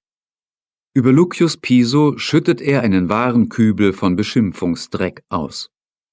»Weißt du noch, du Schmutzfink, wie du mich empfangen hast, als ich mit Gaius Piso etwa um die 5. Stunde zu dir kam, wie du aus irgendeinem Kabuff tratest, einen Wickel um den Kopf in Pantoffeln, uns aus stinkendem Munde mit ekelhaftem Kneipendunst anhauchtest, um dich dann mit deinem Gesundheitszustand zu entschuldigen, indem du erklärtest, du pflegtest gewisse mit Wein versetzte Heilmittel zu nehmen?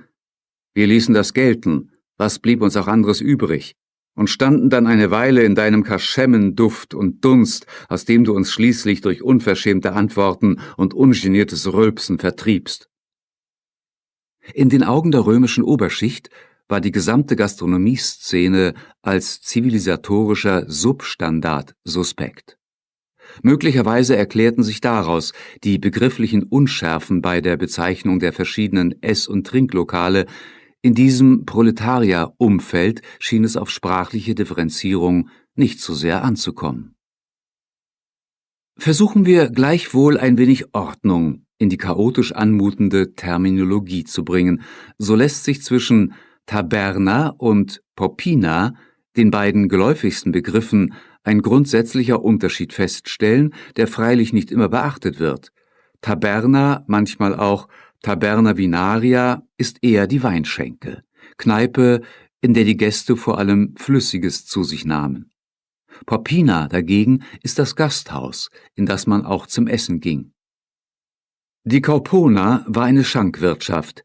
Der Kaupo bzw. die Kopa, Wirt bzw. Wirtin der Schenke, in der vorwiegend Wein über den Ladentisch ging, hier und da aber auch Snacks im Angebot waren.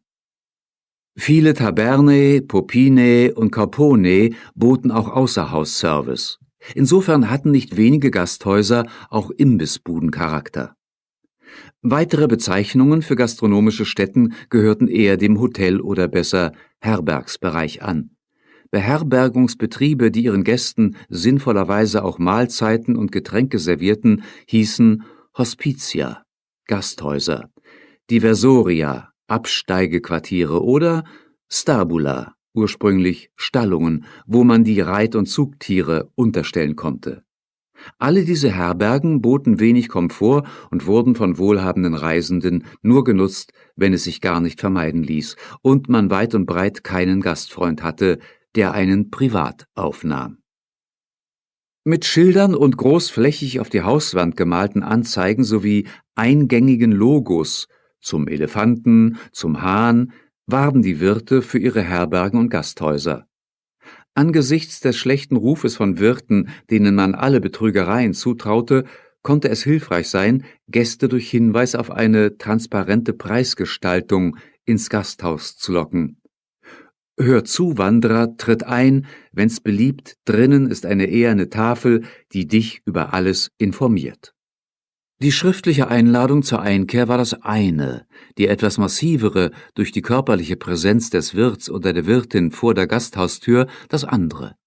Es scheint so etwas wie eine mediterrane Konstante in der Technik zu geben, potenzielle Gäste durch persönliche Ansprache zum Besuch des Lokals zu bewegen.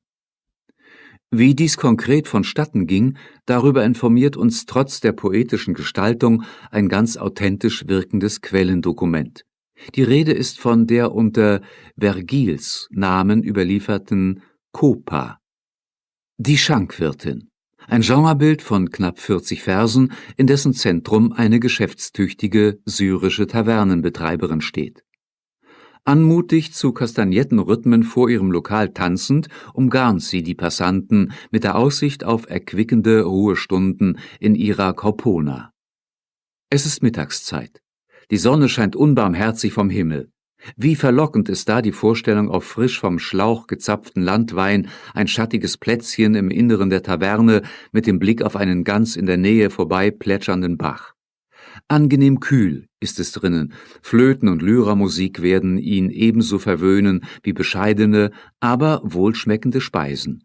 Käse und Brot, Kastanien und Pflaumen, Äpfel, Trauben und Gurken. Oder steht dir der Sinn nach aktiver Unterhaltung? Kein Problem. Würfel liegen bereit und auch ein williges Mädchen ist da, von dessen blühenden Lippen du den Kuss nippen kannst. Oder willst du dir ein Räuschchen antrinken? Wähle zwischen dem schlichten Mischkrug oder dem Kelch aus edel geschliffenem Kristall. Auch der Schlaf danach ist gesichert. Wer könnte dieser Einladung der schönen Syrerin widerstehen? Wem ein so ansprechendes Ambiente inmitten von Blumen und Früchten, Schalmeienklang und sinnlichen Genüssen winkt, der lässt sich nur zu gern für ein paar Stunden in dieses gastronomische Elysium entführen, und zwar mittags und abends. Einen Schönheitsfehler hatte die Wirtshauswerbepoesie à la Copa. Sie kollidierte in aller Regel heftig mit der deutlich weniger idyllischen Kneipenrealität. Römische Gaststätten verströmten eher den fragwürdigen Charme düsterer Eckkneipen. In Esslokalen hing fetter Bratengeruch in der Luft. Der Raum war verräuchert. Die Ausdünstungen der in Töpfen dampfenden roten Würste und klappernden Schüsseln brachte Empfindliche dazu, sich die Nase zuzuhalten. Ungeziefer kroch in den Polstern der Stühle herum, zumindest im Sommer. Besonders hygienisch ging es in den Wirtshäusern auch sonst nicht zu, und von großzügig geschnittenen Räumlichkeiten konnte auch nicht die Rede sein. Der archäologische Befund bestätigt die literarischen Beschreibungen weitgehend. Die Ausstattung war schlicht. Sie bestand aus einem gemauerten, nicht selten mit Travertinplatten verkleideten Badtresen mit Öffnungen für Wein, Wasser und Ölamphoren. Von diesem Tresen aus konnte vielfach auch Laufkundschaft bedient werden, die Getränke und Speisen zum Mitnehmen erwarb. Auf Regalen standen Gläser und Krüge. Lebensmittel wie geräucherte Wurstwaren hingen oft an der Decke, Popinae hatten mindestens einen Ofen, auf dem warme Gerichte gekocht werden konnten. Im Wirtsraum standen ein paar Tische und Bänke, ebenso in dem häufig vorhandenen Hinterzimmer, das auch für Amüsements zur Verfügung stand, die erheblich zum schlechten Ruf der Branche beitrugen: illegales Glücksspiel und Wirtshausprostitution. Wie armselig und abschreckend sich die Einrichtung vieler Tavernen für Wohlhabende darstellen musste, zeigt allein schon die Tatsache, dass man dort beim Essen und Trinken saß und nicht lag, wie es sich gehörte. Was zog die einfachen Leute, überwiegend die Männer, in die Gaststätten? Was machte deren Attraktivität aus? Vor allem eine Geselligkeit, die ihre beengten Wohnverhältnisse im Privaten nicht zuließen. Man erzählte einander Neuigkeiten. Die Kneipe war eine noch effektivere Klatschbörse als der Friseur und zechte kräftig miteinander. Der Wein war billig, jedenfalls der normale Hauswein. Wer besser bei Kasse war, konnte gegen gehörigen Aufpreis höhere Qualität bestellen. Allerdings musste man den Wirten beim Ausschenken auf die Finger sehen. Sie standen unter dem Generalverdacht des Schankbetruges. Der lag nahe, weil der Wein in der Antike fast immer mit Wasser verdünnt wurde. Jedes Verdünnungsverhältnis über das Normalmaß hinaus bedeutete für den Wirt einen finanziellen Vorteil. Viele gaben dieser Versuchung offenbar nach. Gasthaus-Graffiti zeigen, dass sich die Zecher die gute Laune dadurch nicht verderben ließen. Den originellsten Spruch hat ein erfahrener Trinker in geradezu zeitloser Einsicht auf eine Mauer gekritzelt: Wenn einer trinkt, ist ihm alles andere wurscht. Kein Zweifel, dass sich das Kneipenpublikum von solchen Sprüchen vor allem aber durch die Gabe des Bacchus selbst zur Lebenslust inspirieren ließ. Mochten die Herren von Stand die Nase rümpfen, auch und gerade Kneipenseligkeit war ein Lichtblick in dem an Höhepunkten armen Plebejerleben. Und die feinen Leute verzogen das Gesicht, wenn es sie einmal in eine der feuchtfröhlichen Tavernen verschlug und sie sich die heiseren Gesänge der weinseligen Wirtshausgäste anhören mussten. Besonderes Niveau wird man diesen Gesängen sicher nicht attestieren können. Ausdrucksstarkes Singen und Grölen gehörten zur Wirtshausatmosphäre genauso wie raue Umgangsformen und eine derbe Sprache. Ausflüge in die Sexual- und Fäkalsprache gehörten ebenfalls zum bodenständigen Umgangston im Kneipenmilieu. Ein Graffiti-Originalton mag das belegen. Wenn mir einer sagt, steh auf zum Vögeln, dann steh ich auf, falls es Grund dafür gibt. Wenn nicht, trink ich weiter. Wir kennen die Situation nicht, die dieser der Wand anvertrauten Botschaft zugrunde liegt, aber wir können sie uns unschwer ausmalen. Ich habe mit denselben Menschen gespeist, mein lieber Tiberius. Dazu gesellten sich noch Vinicius und der ältere Silius. Beim Essen spielten wir nach Altherrenart, gestern und heute. Wir würfelten, und jedes Mal, wenn einer den Hund oder einen Sechser warf, musste er für jeden Würfel einen Denar in die Mitte legen, die dann der wegnehmen durfte, der einen Venuswurf hatte. Eine harmlos gemütliche Runde älterer Herren, die sich beim ausgedehnten Dinieren die Zeit zwischen den Gängen mit einem Spielchen vertrieben, so hat es den Anschein.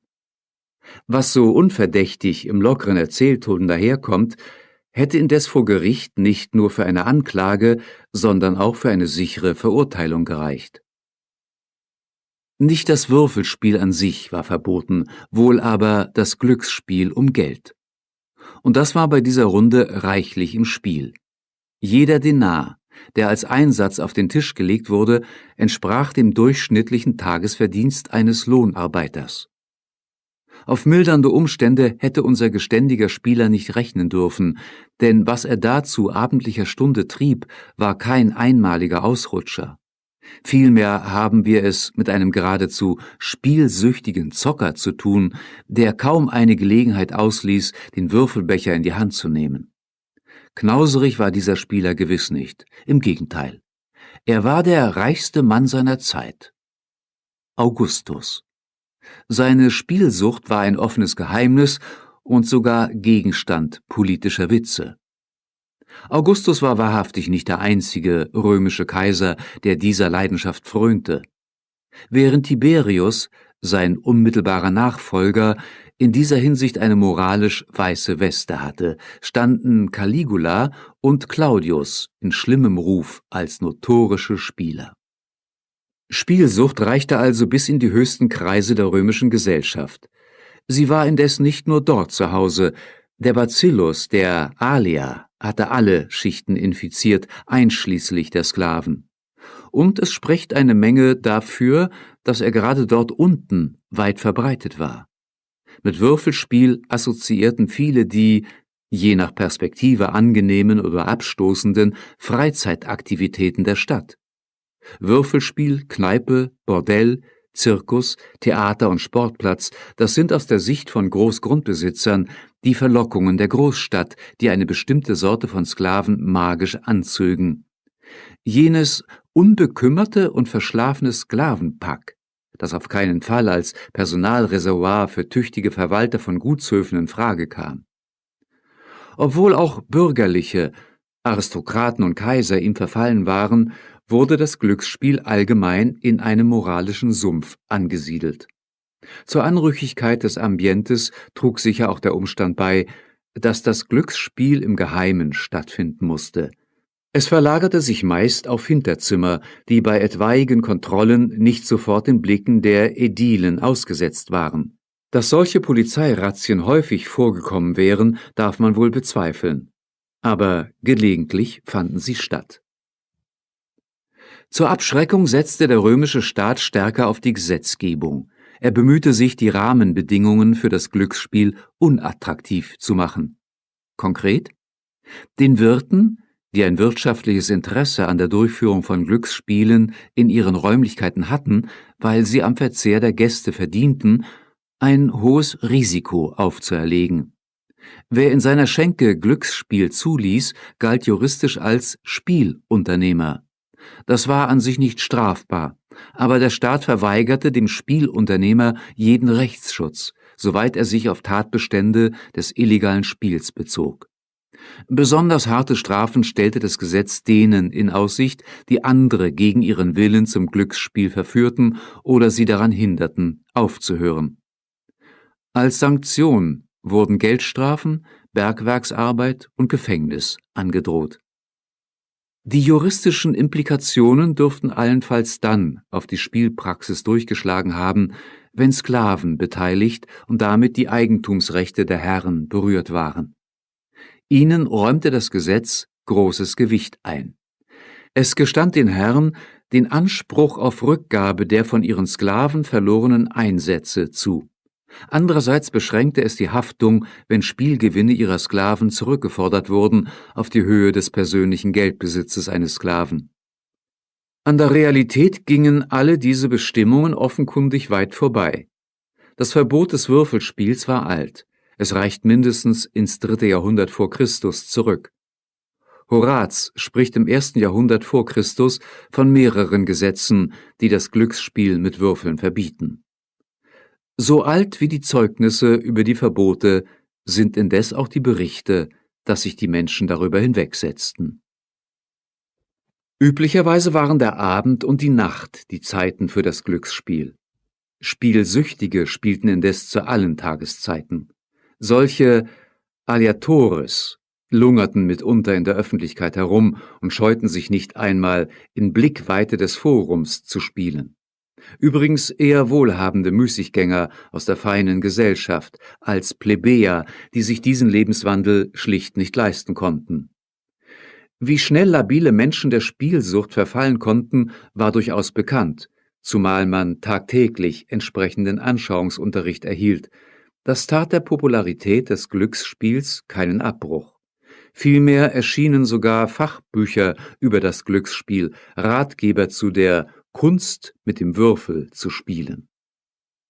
Der prominenteste unter diesen Sachbuchautoren war der Kaiser Claudius, aber er konnte sich bei seinen Studien bereits auf eine umfangreiche, einschlägige Literatur stützen.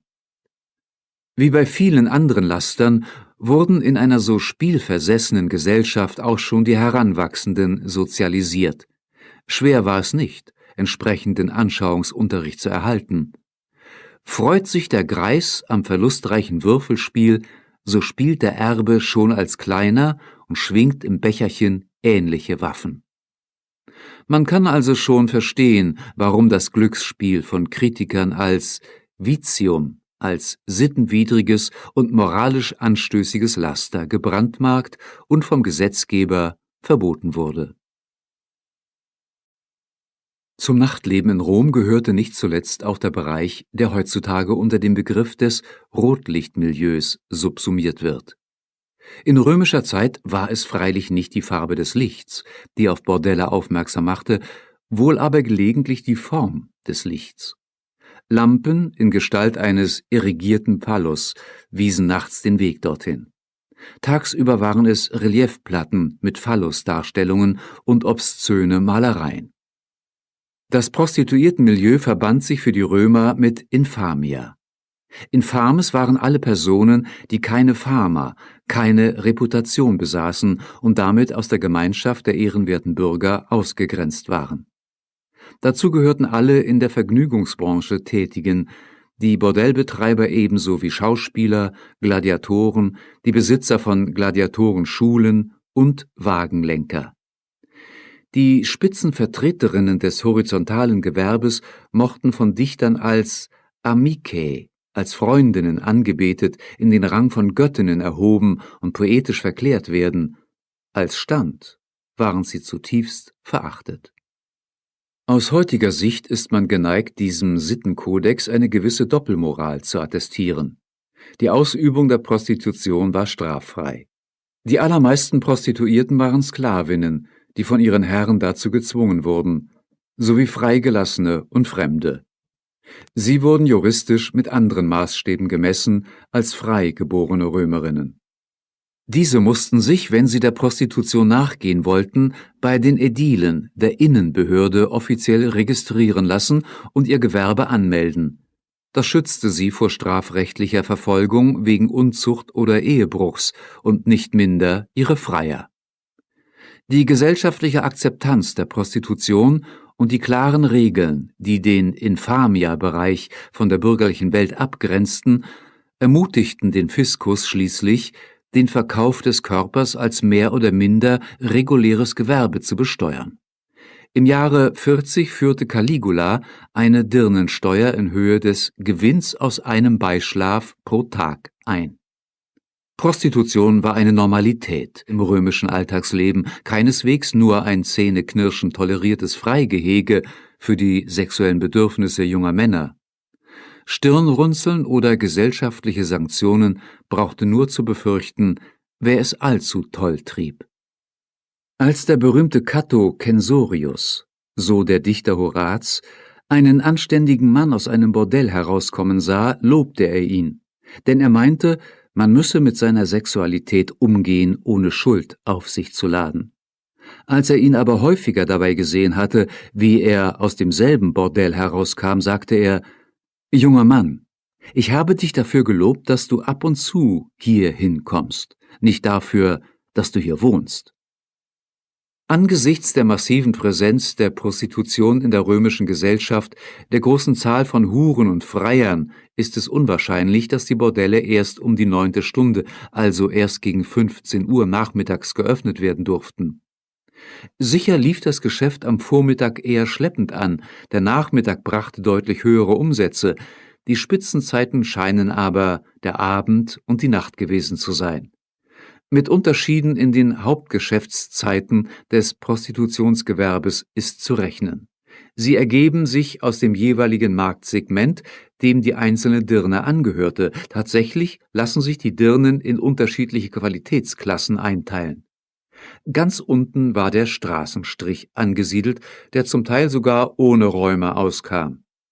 Dunkle Ecken und finstere Hinterhöfe in der Stadt waren die Reviere der schmutzigsten Dirnen.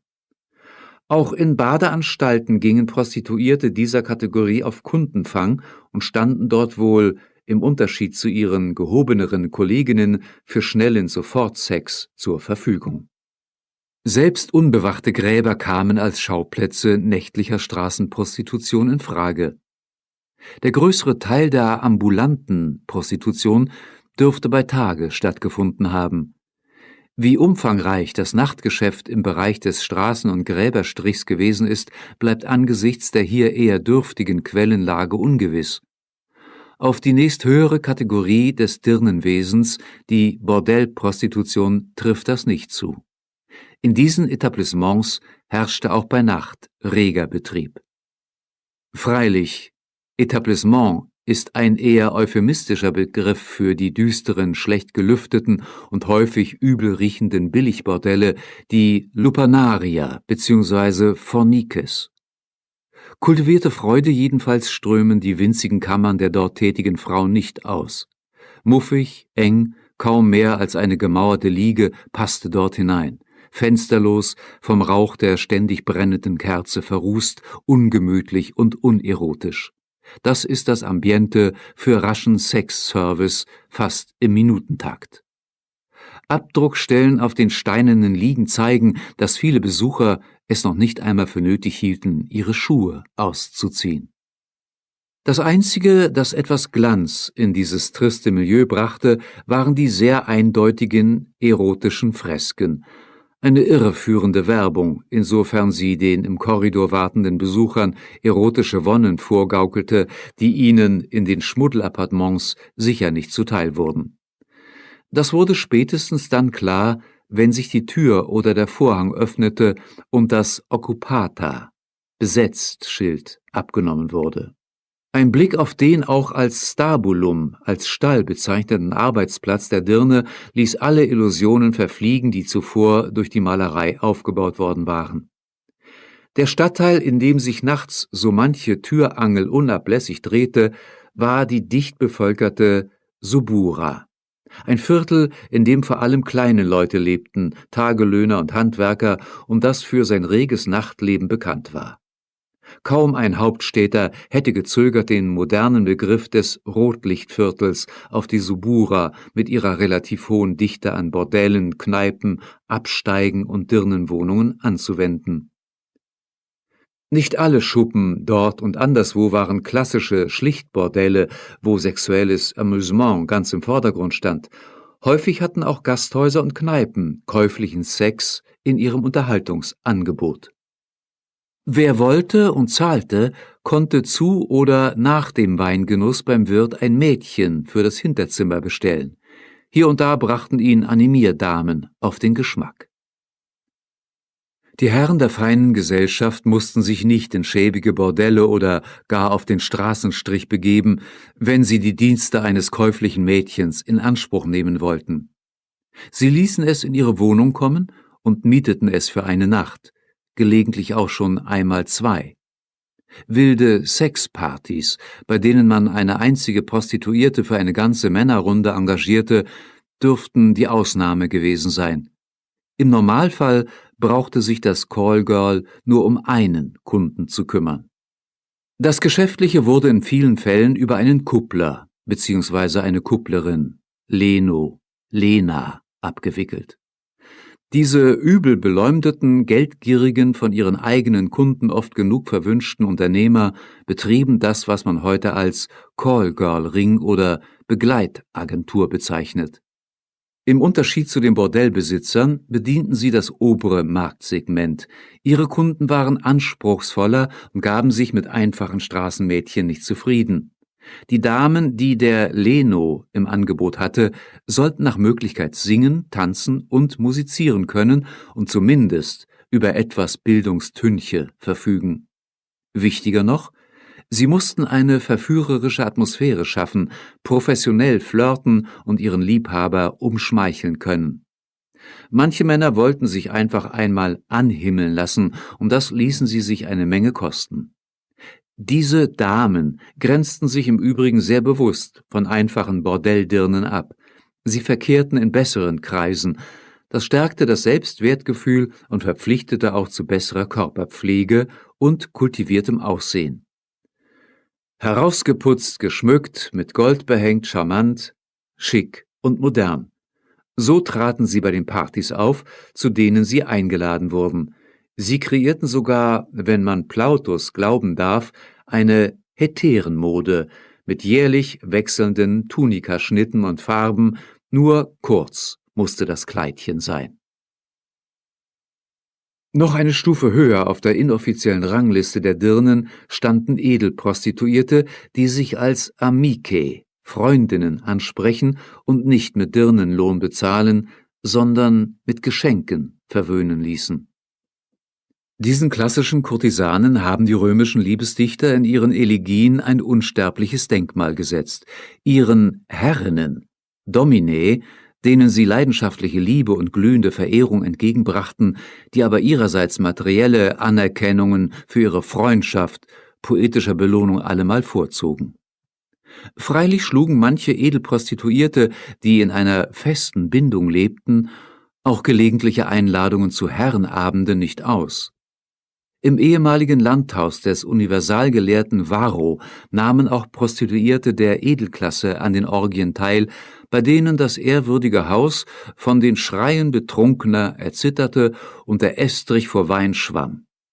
Dort trafen sie auf eine Konkurrenz, die ebenfalls Teil der römischen Rotlichtszene war: männliche Prostituierte, Pueri meritorii, junge Männer, die, wie der Name sagt, sich an zahlende Kunden verdingten. Wohlhabende Männer befriedigten ihre homoerotischen Neigungen eher, indem sie halbwüchsige Sexualpartner auf dem Sklavenmarkt suchten. Dort erwarben sie für hohe Summen jene hübschen Pueri delicati, die sie bei Gelagen als Bedienungen vorführten und die ihnen dann später im Schlafzimmer zu Diensten sein mussten. Wer sich auf diese Weise Lustknaben nicht beschaffen konnte oder wollte, fand Strichjungen auch überall dort, wo weibliche Prostituierte auf Kunden warteten, in normalen Bordellen ebenso wie in Absteigen und Kneipen. Sie waren die männlichen Pendants zu all den Serviererinnen, Bardamen und Gastwirtinnen, die im Haupt- oder Nebenberuf für ihren Arbeitgeber anschafften.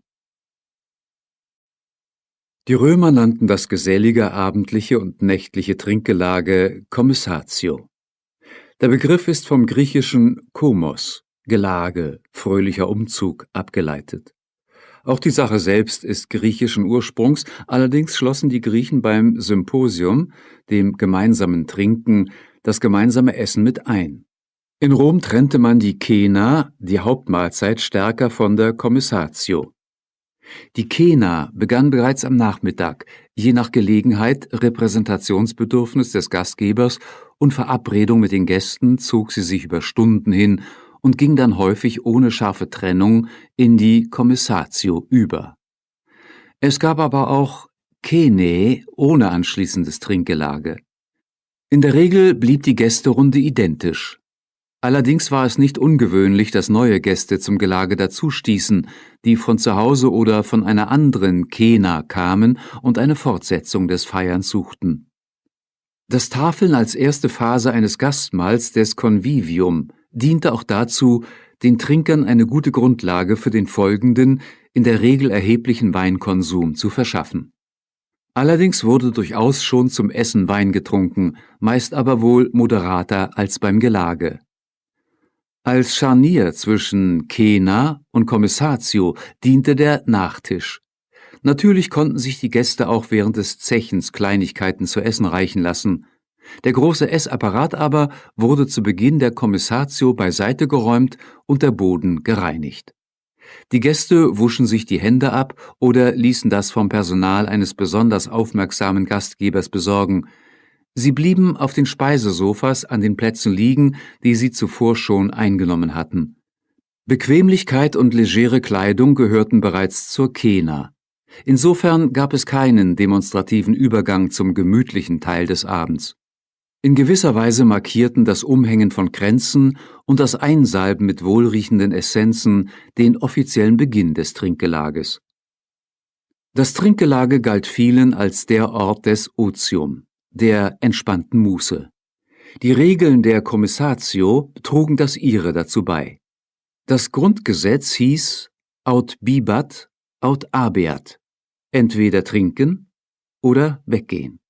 Die nächsten Gesetze erließ der Vorsitzende der Runde Rex Bibendi, genannt der Trinkkönig. Er wurde durch Akklamation oder häufiger noch durch Würfeln bestimmt.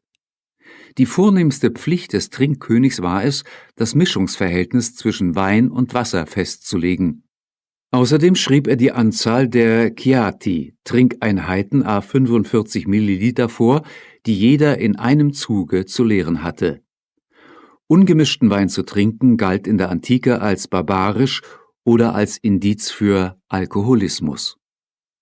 Außerdem hätte das die nächtlichen Commessationes viel früher beendet. Das Geheimnis langer Trinkabende bestand in einem Mischungsverhältnis, bei dem sich der Wein dem Wasser deutlich unterordnete. Der Trinkkönig hatte diktatorische Vollmachten, auch wenn er leges insanae, verrückte Gesetze aufstellte, wie das wohl gar nicht so selten vorkam. Dazu gehörten Ex-Befehle, die sich wohl meist auf 2 oder 4 Chiati bezogen. 6 Chiati, also ein guter Viertel-Liter, waren schon eine ordentliche Herausforderung. Es kam allerdings wohl schon vor, dass zu den verrückten Gesetzen des Trinkleiters auch die Aufforderung zu dem gehörte, was heutzutage unter dem Begriff Kampftrinken firmiert. Als Ansporn wurden mitunter sogar Preise ausgesetzt. Widerlich findet Plinius diese Unsitte, bei der die Kontrahenten keuchend zu riesigen Gefäßen greifen, als wollten sie ihre Kräfte zeigen, alles in einem Zug in sich hineinschütten, um sich anschließend zu erbrechen, dann wieder zu trinken, um das zum 2. oder 3. Male zu wiederholen, als ob es ihr Lebenssinn wäre, den Wein zu vertilgen. Die größten Säufer rühmten sich, Riesenmengen von Wein ohne Erbrechen vernichten zu können und stellten ihre Kunststücke gelegentlich bei Trinkpartys zur Schau. Als absoluter Rekordhalter ging ein gewisser Torquatus Novellius aus Mailand in die Annalen der römischen Weinvertilgungsgeschichte ein. Seinen Ehrennamen Tricongius, also Dreikongienmann, hatte er sich dadurch verdient, dass er rund 9 Liter Wein auf einen Zug in sich hineinlaufen lassen konnte. Ein wahrhaftiges Wunder, das sich selbst Kaiser Tiberius nicht entgehen ließ. Der Normalität des Trinkgelages entsprach solch exzessives Kampftrinken gewiss nicht. Viel hing es vom Augenmaß des Trinkkönigs ab, ob sich das Gelage in gesitteten Bahnen bewegte oder entglitt. Kraft seiner Gewalt konnte er die Teilnehmer der Trinkrunde zu Unterhaltungsbeiträgen auffordern, die seriös, lustig oder albern waren. Manche verrückten Gesetze, wie Anweisungen an Stotterer zu singen, an Kahlköpfige sich das Haar zu kämmen oder an Lahme zu tanzen, mochten die einen zu jubelndem Beifallsgejohle und weiterem Trinken hinreißen, die anderen indes zum Glase greifen lassen, um diesen geistlosen Unfug überhaupt ertragen zu können. Geistvolles gab's aber auch, und zwar in Form gepflegter Unterhaltungen, die dem begleitenden Weingenuss manchen Schuss Inspiration und Temperament verdankten. Aus der Feder des griechischen Schriftstellers Plutarch liegt uns eine recht ausführliche Abhandlung über alle ein Symposium betreffenden Fragen vor. Darin geht er auch auf Gesprächsgegenstände beim geselligen Weintrinken ein. Das Spektrum ist breit. Es reicht von Fragen der Etikette, die sich auf das Gastmahl selbst beziehen, sowie kulinarischen, medizinischen und naturwissenschaftlichen Fragestellungen: Warum sind ältere Menschen weitsichtig? Historischem und biografischem bis zu Fragen der Religion: Warum essen Juden kein Schweinefleisch? Des Sports, der Literatur und Kunst. Waren Philologen oder Philosophen in der Runde, so konnte die Laune der anderen schnell auf den Nullpunkt sinken. Sie neigten zu ebenso pedantischen wie abstrakten Darlegungen, die deutlich mehr ihrer Selbstdarstellung dienten als der Unterhaltung der übrigen Gäste, und waren deshalb gefürchtet. Drohte die Konversation fade zu werden oder zum Erliegen zu kommen, waren Rätsel und Wissensfragen eine gute Möglichkeit für den Trinkkönig, die Zecher bei Laune zu halten. Vermutlich hat es auch dafür eine Ratgeberliteratur gegeben. Man kannte jedenfalls einen riesigen Fundus solcher Rätselaufgaben, bei denen man zum Beispiel den ersten Buchstaben eines Lösungswortes nannte und das mit einer möglichst komplizierten Beschreibung des Begriffs oder der gesuchten Person verband. Falsche Antworten oder nicht gelöste Rätsel zogen Bestrafung nach sich. Der Schuldige musste entweder eine Sonderration unvermischten Wein auf Ex trinken oder bekam einen Cocktail aus Wein und Meereswasser gereicht. Andere Möglichkeiten, die Trinker bei zähflüssigem Sitzungsverlauf zu aktivieren, waren Unterhaltungsangebote durch Entertainment-Profis oder Eigentätigkeit der Gäste bei Würfel- oder Brettspielen. Die Grenzen zwischen Trinkgelage und Zockerrunde waren fließend. In den Kneipen der einfachen Leute nicht anders als in den Häusern der Vornehmen. Und wenn wider Erwarten auch das Glücksspiel wenig Anklang bei den Trinkern fand, dann halfen immer noch unanständige Lieder. Mit Trinken, Gesprächen und unterhaltenden Darbietungen zog sich das Trinkgelage über Stunden hin. Manche verließen es vorzeitig, gelegentlich in der Absicht, noch bei einer anderen Commissatio vorbeizuschauen. Die meisten aber blieben bis spät in die Nacht als Trinkerrunde zusammen. Wann man sich gewöhnlich zum Aufbruch rüstete, wissen wir nicht. Wohl aber, dass wohl gar nicht so selten erst das Morgengrauen dem Feiern ein Ende setzte. Aus Griechenland importierte Mode war es, die abendliche Unterhaltung nicht aus der Gästeschar heraus, sozusagen aus eigener Kraft zu leisten, sondern dafür professionelle Künstler zu engagieren. Der griechische Ursprung dieser Sitte lebt in dem Begriff fort, mit dem die gebildete Welt die Unterhaltungsdarbietungen beim Gastmahl und Trinkgelage bezeichnete. Sie sprach von Akroamata, von Ohrenschmäusen. Akroamata waren sowohl Teil der Kena, der Hauptmahlzeit am Nachmittag, als auch der Commissatio, des sich häufig anschließenden Trinkgelages. Zum Nachtleben im engeren Sinne zählen natürlich nur die Commissationes. Die Palette der Akroamata war breit. Sie umfasste nicht nur Hör-, sondern auch Schaugenüsse, und das auf sehr unterschiedlichem Anspruchsniveau.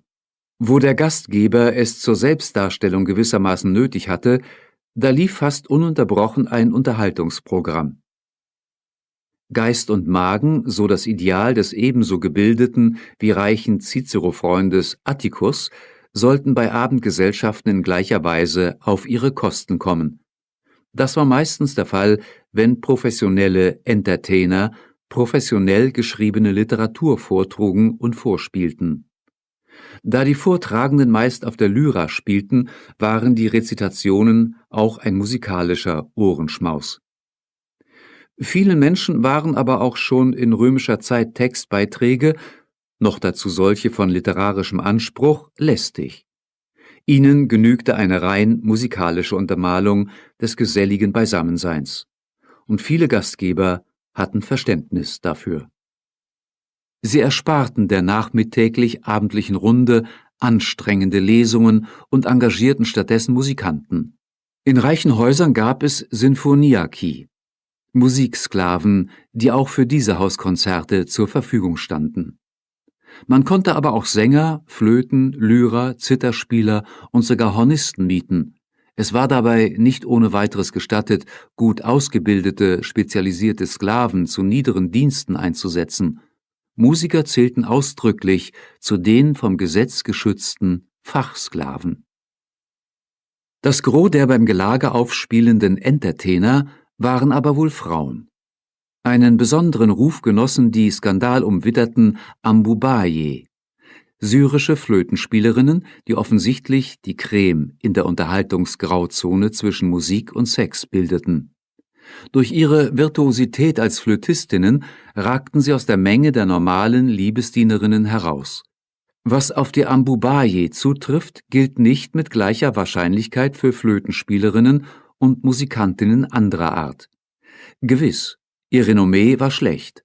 Auf ihnen lastete, wie auf Schauspielerinnen und anderen im Unterhaltungsgewerbe tätigen Frauen, der Generalverdacht der Prostitution. Doch wäre nichts falscher als jedes Convivium und jede Commissatio, bei der Musikerinnen für die Tafelmusik sorgten, am Ende in eine Orgie münden zu sehen. So toll trieben es die Römer nun wirklich nicht. Es hing sehr vom Gastgeber, von der Zusammensetzung der Gelagerunde und den jeweiligen Umständen und Feieranlässen ab, ob zu den Akroamata auch sexuelle Unterhaltung gehörte. Solche nächtlichen Sexpartys waren sicher in der Minderzahl. Von ausgesprochenen Ausnahmen wird man freilich auch nicht sprechen können. Wo gatitanische Mädchen zu Showeinlagen engagiert waren, ging es auch nicht gerade sittsam zu.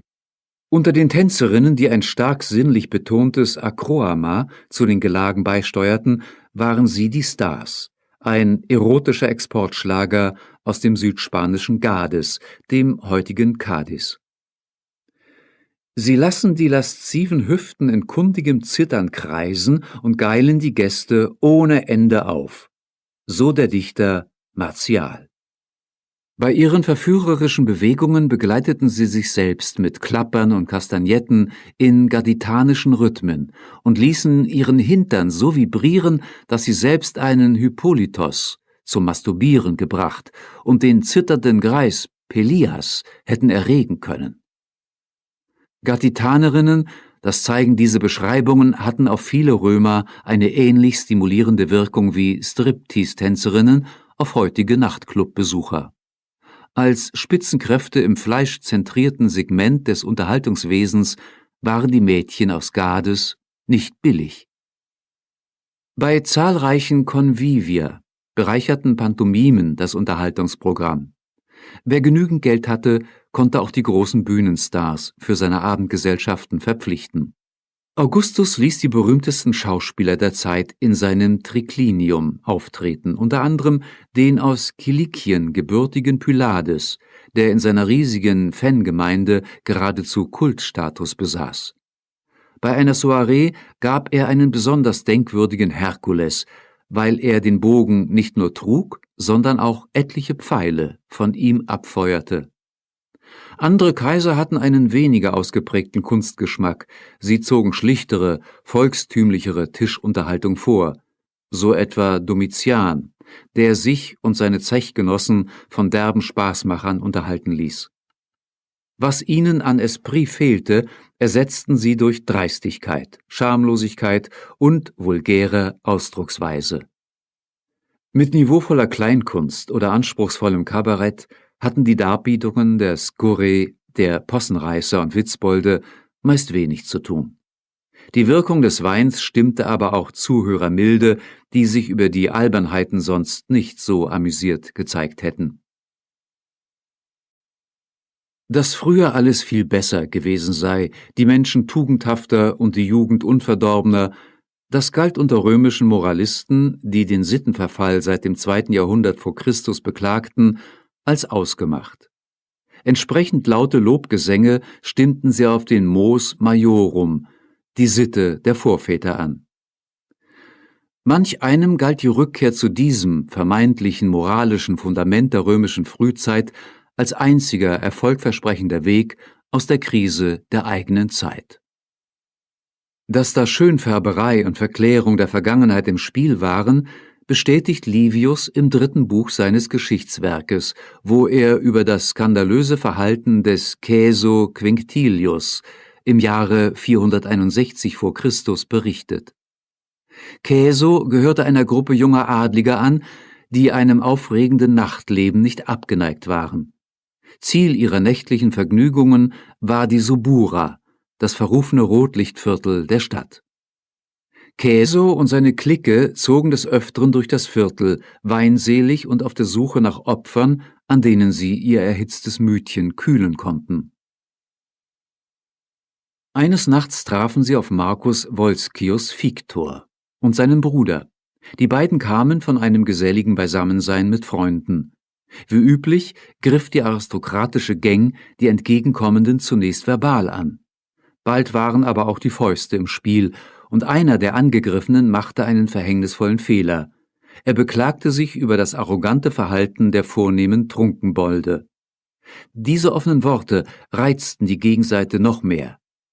Caeso war empört, dass da ein Plebejer es wagte, solche Widerworte zu geben, stürzte sich auf ihn, schlug auf ihn ein, trat ihn mit Füßen und misshandelte ihn mit größter Brutalität. Auch Marcus Volscius wurde niedergeschlagen. Erst als die beiden Brüder leblos auf der Gasse lagen, ließen die Schläger von ihnen ab. Passanten fanden einige Zeit später die blutüberströmten Opfer der nicht so ganz feinen Adelsklicke. Sie brachten die Schwerverletzten heim. Lucius aber, der ältere der beiden Volscius-Brüder, starb aufgrund der erlittenen Misshandlungen. Der nächtliche Zwischenfall in der Subura ist wohl nur deshalb überliefert worden, weil er brisante politische Implikationen hatte. Er fiel in eine Periode der Ständekämpfe und Marcus Volscius, der überlebende Bruder, hatte sich ein paar Jahre zuvor als Volkstribun im Kampf gegen die Herrschaft der Patrizier hervorgetan. Für die Propaganda der Plebs gegen die Hybris der Aristokraten war der blutige Vorfall natürlich ein gefundenes Fressen. Da ließ sich das nächtliche Fehlverhalten einer Gruppe adliger Raudis in der politischen Auseinandersetzung gut instrumentalisieren, erst recht nachdem die Beamten auf die Anzeige des Marcus Volscius angeblich zunächst nicht reagiert, sondern ihrem Standesgenossen die Stange gehalten hatten. Also wandte sich der Kläger ans Volk. Die Empörung war groß. Fast wäre Caeso ein Opfer plebejischer Lynchjustiz geworden. Dem Untersuchungsgefängnis entging er, indem er eine hohe Kaution hinterlegte. Zum Prozess erschien Caeso nicht. Er hatte sich freiwillig zu den Etruskern ins Exil begeben. Damit verfiel die Bürgschaft und der Vater des Angeklagten starb als armer Mann, weil das Geld von ihm eingetrieben worden war. Was sich wegen der Prominenz der Beteiligten und der gesamten Stimmung in der Bürgerschaft zum Politskandal aufschaukelte, hatte als normale Nachtschwärmerei unter Alkoholeinfluss begonnen. Livius lässt keinen Zweifel daran, dass solche Züge durch die Gemeinde bei Jugendlichen aus gutem Hause keine einmalige Entgleisung waren. Er spricht von einer Juventus grassans. Grassari war der in seiner Zeit übliche Ausdruck für nächtliches Herumschwärmen auf den Straßen.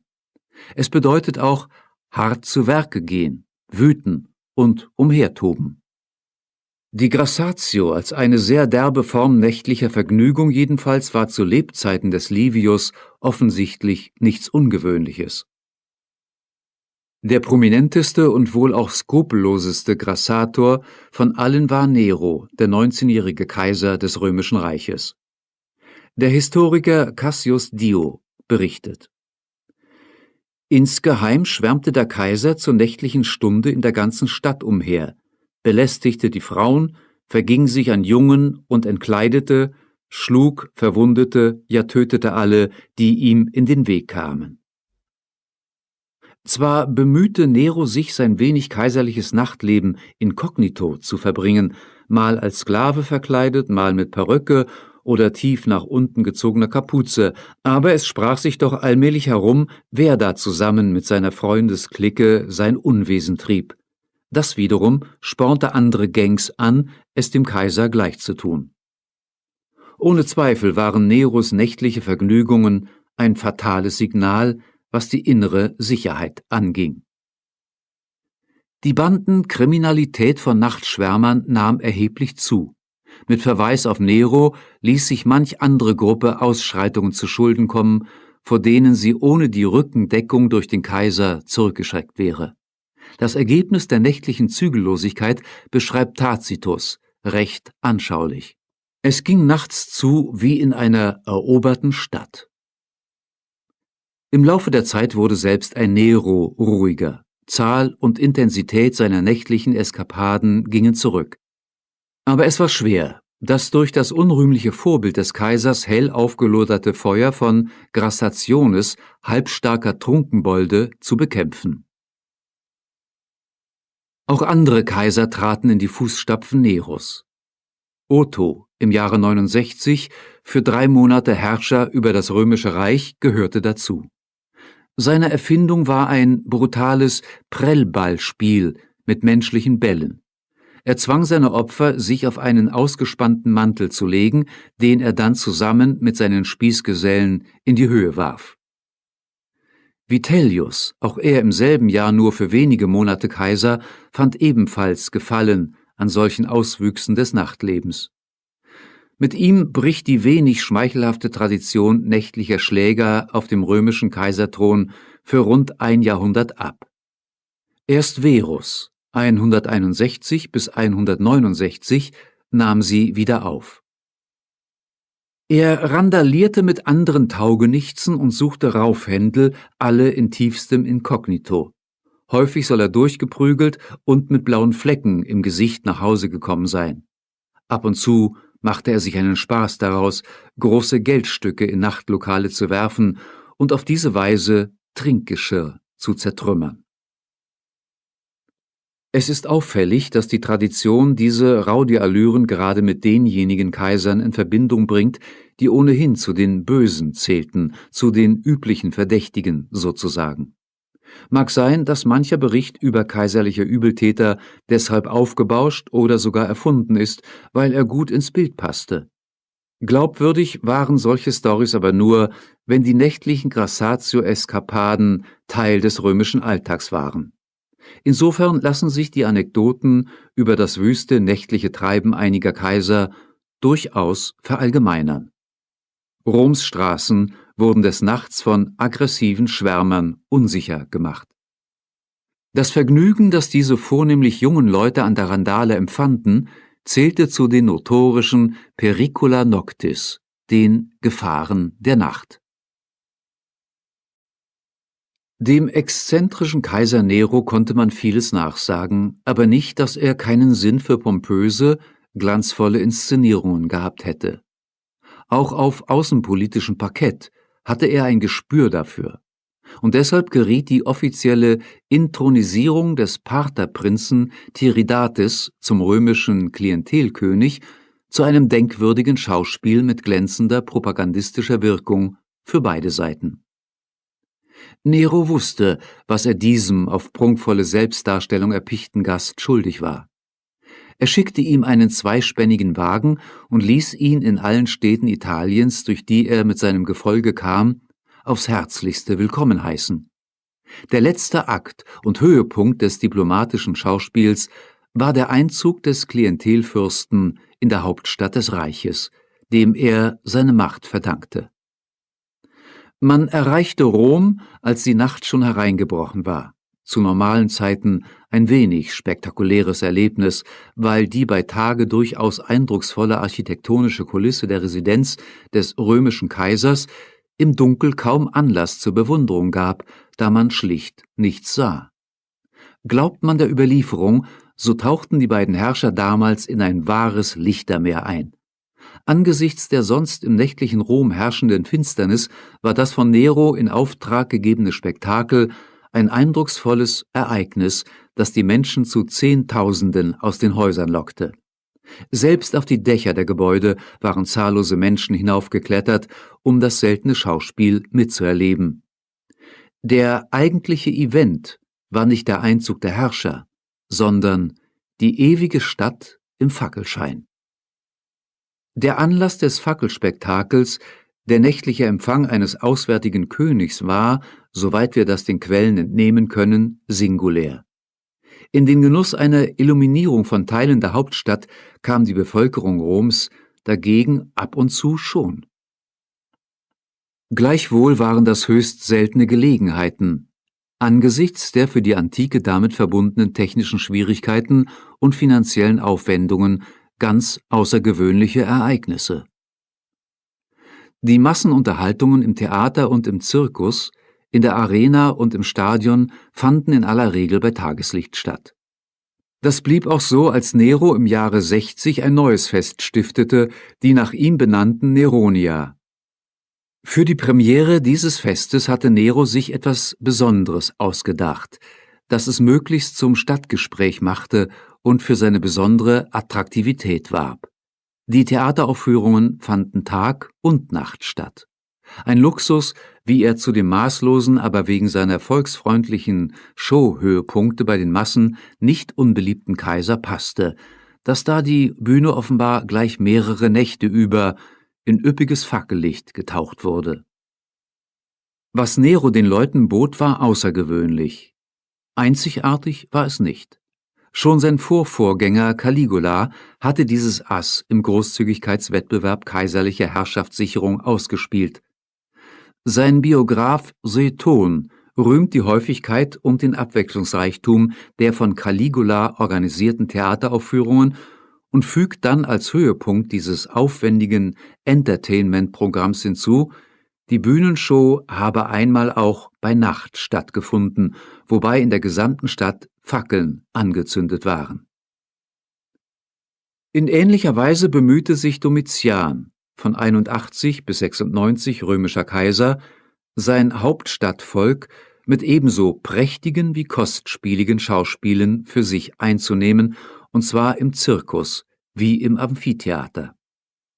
Die künstliche Seeschlacht, die er im neu erbauten Kolosseum ausrichten ließ, setzte schon ganz außergewöhnliche Maßstäbe.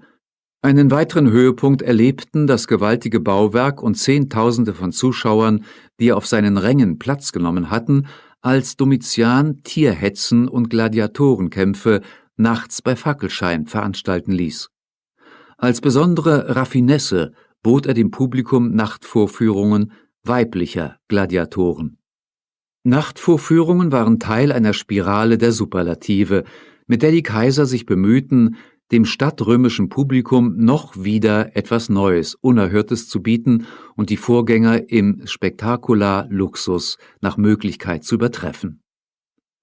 Den Grund zu dieser Spirale der Superlative hatten die Politiker der späten Republik gelegt, die große Geldsummen in den Unterhaltungsapparat pumpten, um sich bei der Bewerbung um hohe Staatsämter der Wählergunst zu versichern. Im Rahmen dieses Wahnsinns hatte es tatsächlich schon in Zeiten der Republik, allerdings wohl kaum vor der Mitte des 2. Jahrhunderts vor Christus, erste Versuche mit künstlich illuminierten Nachtprogrammen gegeben. An den Ludi Romani, den zu den ältesten Festen zählenden römischen Spielen, wurde das Forum einst mit Laternen geschmückt, berichtet der Satiriker Lucilius. Es ist denkbar, dass die damals noch auf dem Forum ausgetragenen Gladiatorenkämpfe bei einer besonderen Gelegenheit im Lichte von Fackeln stattgefunden haben. Gladiatorenshows bei künstlicher Beleuchtung sind immerhin auch für die Provinz bezeugt. Wegen ihrer Seltenheit blieben nächtliche Lichtspiele tief in der Erinnerung all derer haften, die sie erlebt hatten. Diesen Effekt nutzte Augustus, als er im Jahre 17 vor Christus feierlich den Beginn eines neuen Zeitalters zelebrierte, um die neue Ära, eine Epoche des Wohlstandes und Überflusses, des Friedens und der Sittlichkeit, propagandistisch gebührend einzuläuten, belebte der Kaiser ein altes Zeremoniell, die angeblich alle 100 Jahre begangene Säkularfeier, die mit der Sühnung vergangener Schuld fürbittende Opfer für das nächste Jahrhundert verband, wurde 3 Tage lang mit großem kultischem Aufwand und eindrucksvollen, bildhaften Inszenierungen veranstaltet. Was lag näher, als die erhabene Stimmung auch auf die Nacht auszudehnen und nächtliche Opferrituale zu einem von Fackeln erleuchteten feierlichen Spektakulum aufzuwerten. In gleich 3 Nächten, vom 1. bis zum 3. Juni, führte Augustus persönlich 3 Opferhandlungen im Fackelschein durch. In seinem speziell für diese Feierlichkeiten verfassten Säkularlied macht Horaz deutlich, dass sich das ganze Volk von Augustus begeistert in das neue Zeitalter mit seinen nahezu paradiesischen Zuständen mitnehmen lässt. Die Römer dokumentieren diese Einigkeit und Einmütigkeit mit ihrem ersten Bürger, indem sie in Massen an den Festlichkeiten teilnehmen, und zwar auch in volkreichen Nächten. Da die neue Ära aber auch durch mehr Sittenstrenge und Anstand geprägt sein soll, hatte der Kaiser ausdrücklich angeordnet, dass Jugendliche beiderlei Geschlechts im nächtlichen Schauspiel nur in Begleitung eines älteren Verwandten teilnehmen dürften. Durch die festlich illuminierten Straßen tobende, johlende Halbwüchsige passten nicht zum Image und Programm der feierlichen Inszenierung. Auf die beeindruckende Gestaltung der Ludi Secularis, der augustäischen Zeit, griff man im Jahre 248 zurück, als der 1000. Geburtstag Roms, trotz der damals herrschenden Wirtschaftskrise, mit allem Pomp begangen wurde. Auch diesmal wurden 3 Nächte in das Festprogramm einbezogen. Zumindest das Marsfeld erstrahlte in vergleichsweise hellem Licht von Fackeln und brennenden Pechpfannen. Höhepunkt waren nächtliche Theateraufführungen. Der Glanz 3 illuminierter Nächte spiegelte den Glanz der 1000 Jahre römischer Geschichte, die als einzigartige politische und zivilisatorische Erfolgsstory erschien.